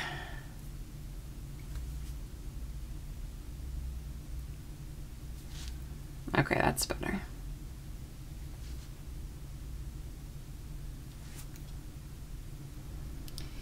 And then the back ear, which was dark enough at one point, definitely got lighter as we deepen the values other places in the painting.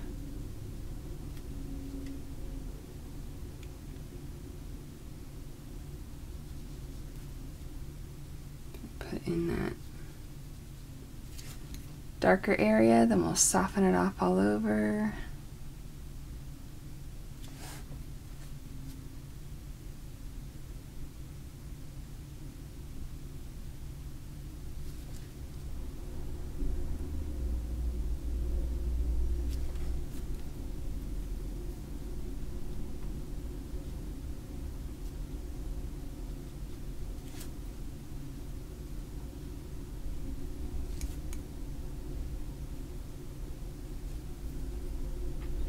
I'm going to add a little bit of green down here where the lightest parts of that ear would be, just to kind of bring it in more with the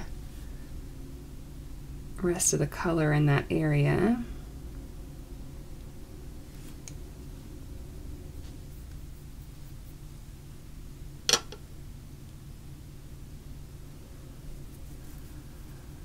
I'm going to take some of the green that has a little gray in it. I'm going to shadow the underside of the snout and reinforce the whole jaw here.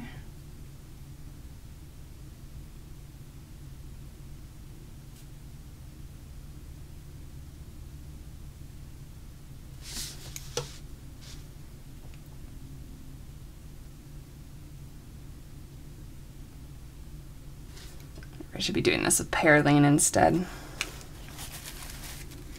I don't want granulation on the face. It'll look too rough, and I want this to stay really smooth.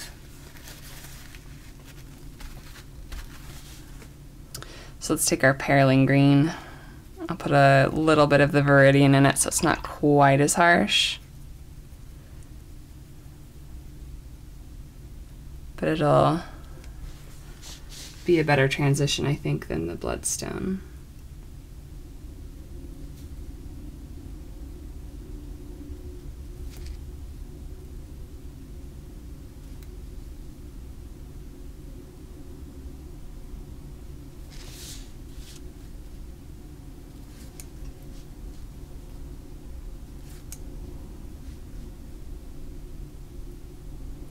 I like that much better. There's sometimes I'm working and I'm like, why didn't I think of that sooner? You guys get that? All right, I'm gonna bring up my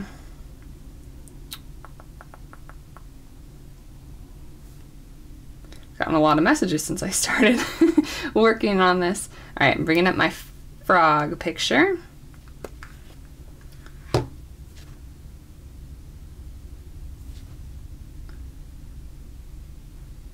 And I'm switching to my small brush for the first time in this tutorial. I'm going to zoom you in.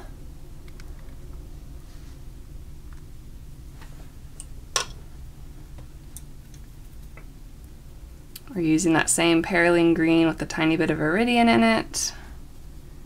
And we're gonna put our final touches on the eye.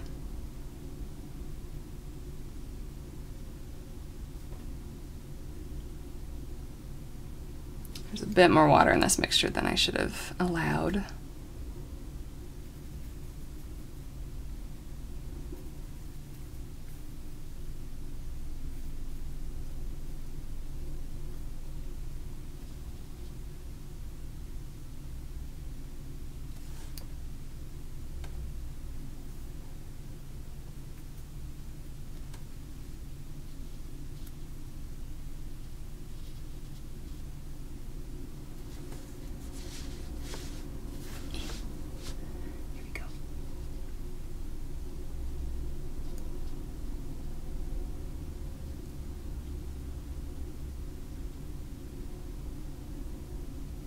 Paper is feathering so much more than I remember it.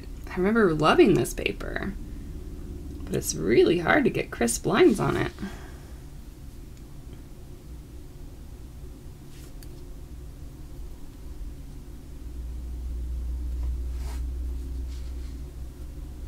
Okay, we've got the main eye socket. We're gonna... Am I still on camera? Barely. Now put in our eyelid.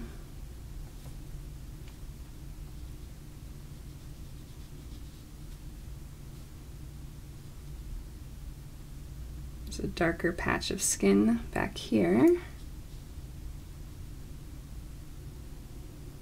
Connects back with like the little ear hole.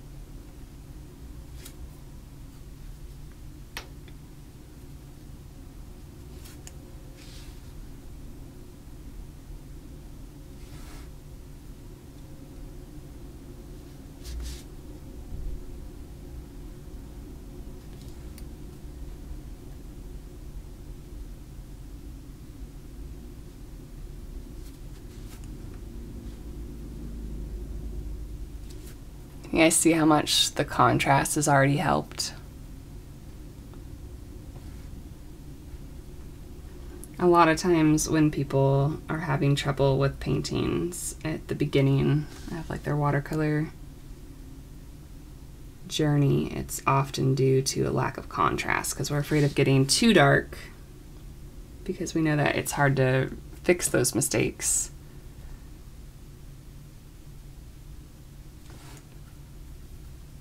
And then, as a consequence, we don't get dark enough.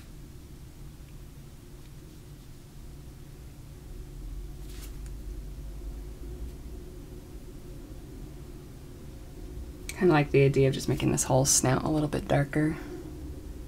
Vary things up a little bit.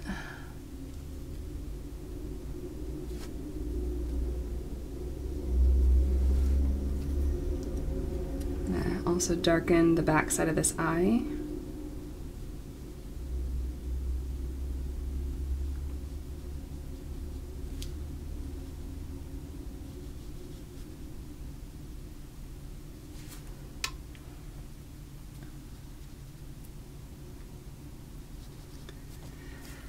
A couple people have asked why I wait so long to do the face details when a lot of people like starting with the face details. I've heard a lot of people, a lot of artists say like, oh, I like it better because it gives them personality, and that's completely valid. But for me, once the face is done, I like kind of mentally check out because it's my favorite part. So if I don't do everything else first, the likelihood of me sticking it through the end and doing a good job at it go down. And then I also feel like, you know, you've been working really hard on this painting. It's been like 2 hours. And then it gets exciting when you get to the end and like everything comes together kind of all at once. So I hope you guys feel that a little bit when you're watching the paintings. To me, it's just really satisfying for everything to come together like that. But if you're someone who really needs it to have a face first, go ahead and watch the tutorial, do the face first, and then follow up with everything else.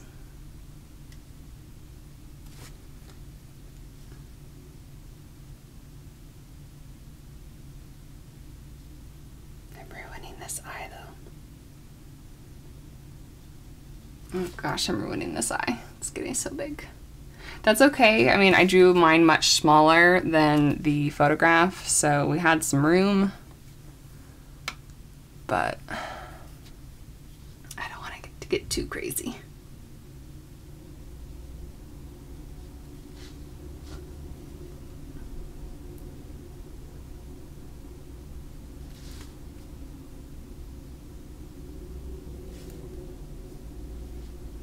I didn't end up using any of that green that was pre-mixed on my palette with the Quin Gold and the red iron oxide. I said, oh, I'll keep this here if I need it.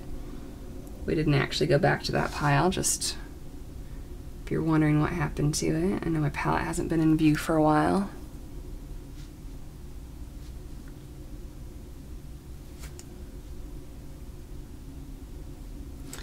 This brush does have a definite point to it, so when you try and do this dapply texture with this brush, it doesn't work super well. I'll switch back over to this one, get some final little dark spots going on.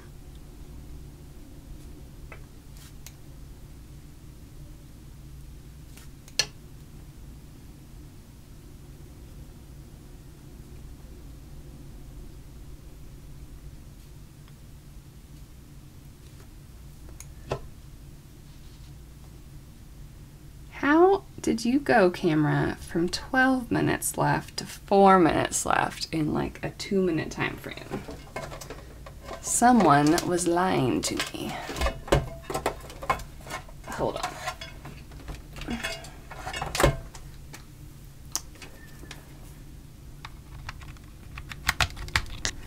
Luckily it's the battery, not the memory card. So I just gotta plug it in, but that does mean that we've been going for about 2 hours. Sorry, the camera shake there. Also means cannot bump into that with my brush. Okay. A little bit longer.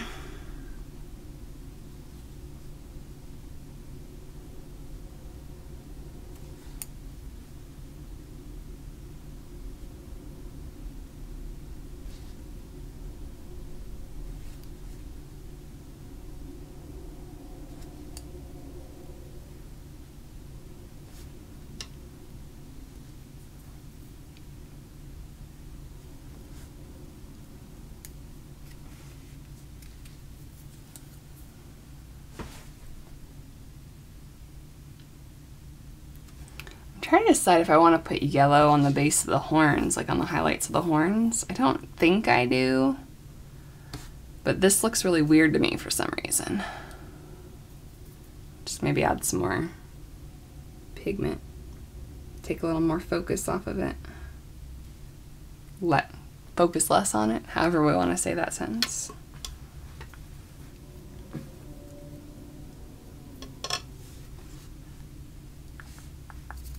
I kind of want to see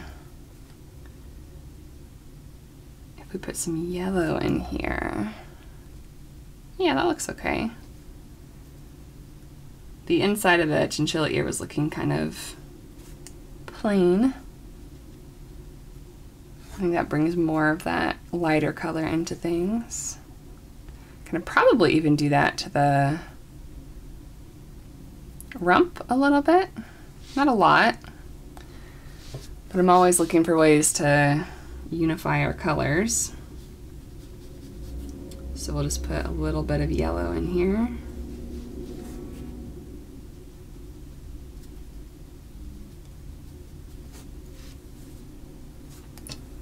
Yeah, that brings it together a bit more, I think. It's not as sterile in its greenness. Okay, I think all we have left to do is the eye. Again, I want to make sure I have my reference up since I don't do frog eyes very often. They're pretty, let's see, pretty almond shaped and smooth for the black part. I think what I'm going to do for the black of the eye is I'm going to take our Bloodstone and our Perylene green and kind of mix them together. That way we can have the depth of the Perylene green with a little bit softer edge with the brown, and it won't be totally granulating, but it also won't just be a green eye. They'll balance each other, I think.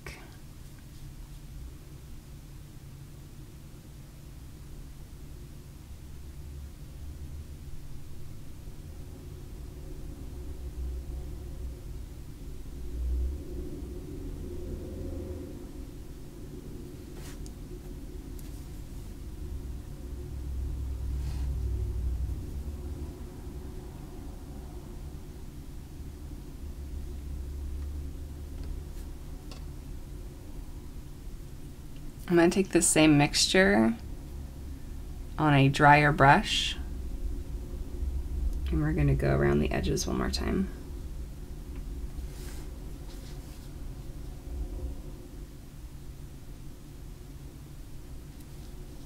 Checking the camera again, making sure I'm not leaving you guys behind. If I ever pause and like seem to pull back, that's just what I'm doing. Checking the camera.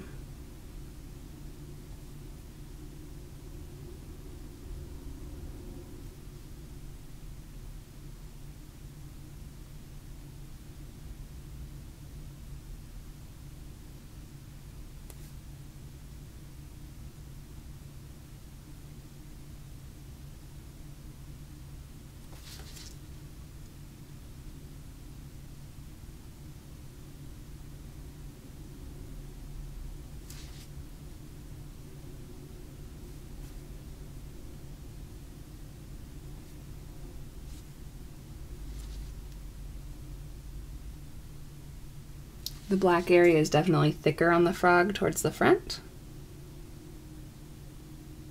but I don't want it to be too thick. Start distracting.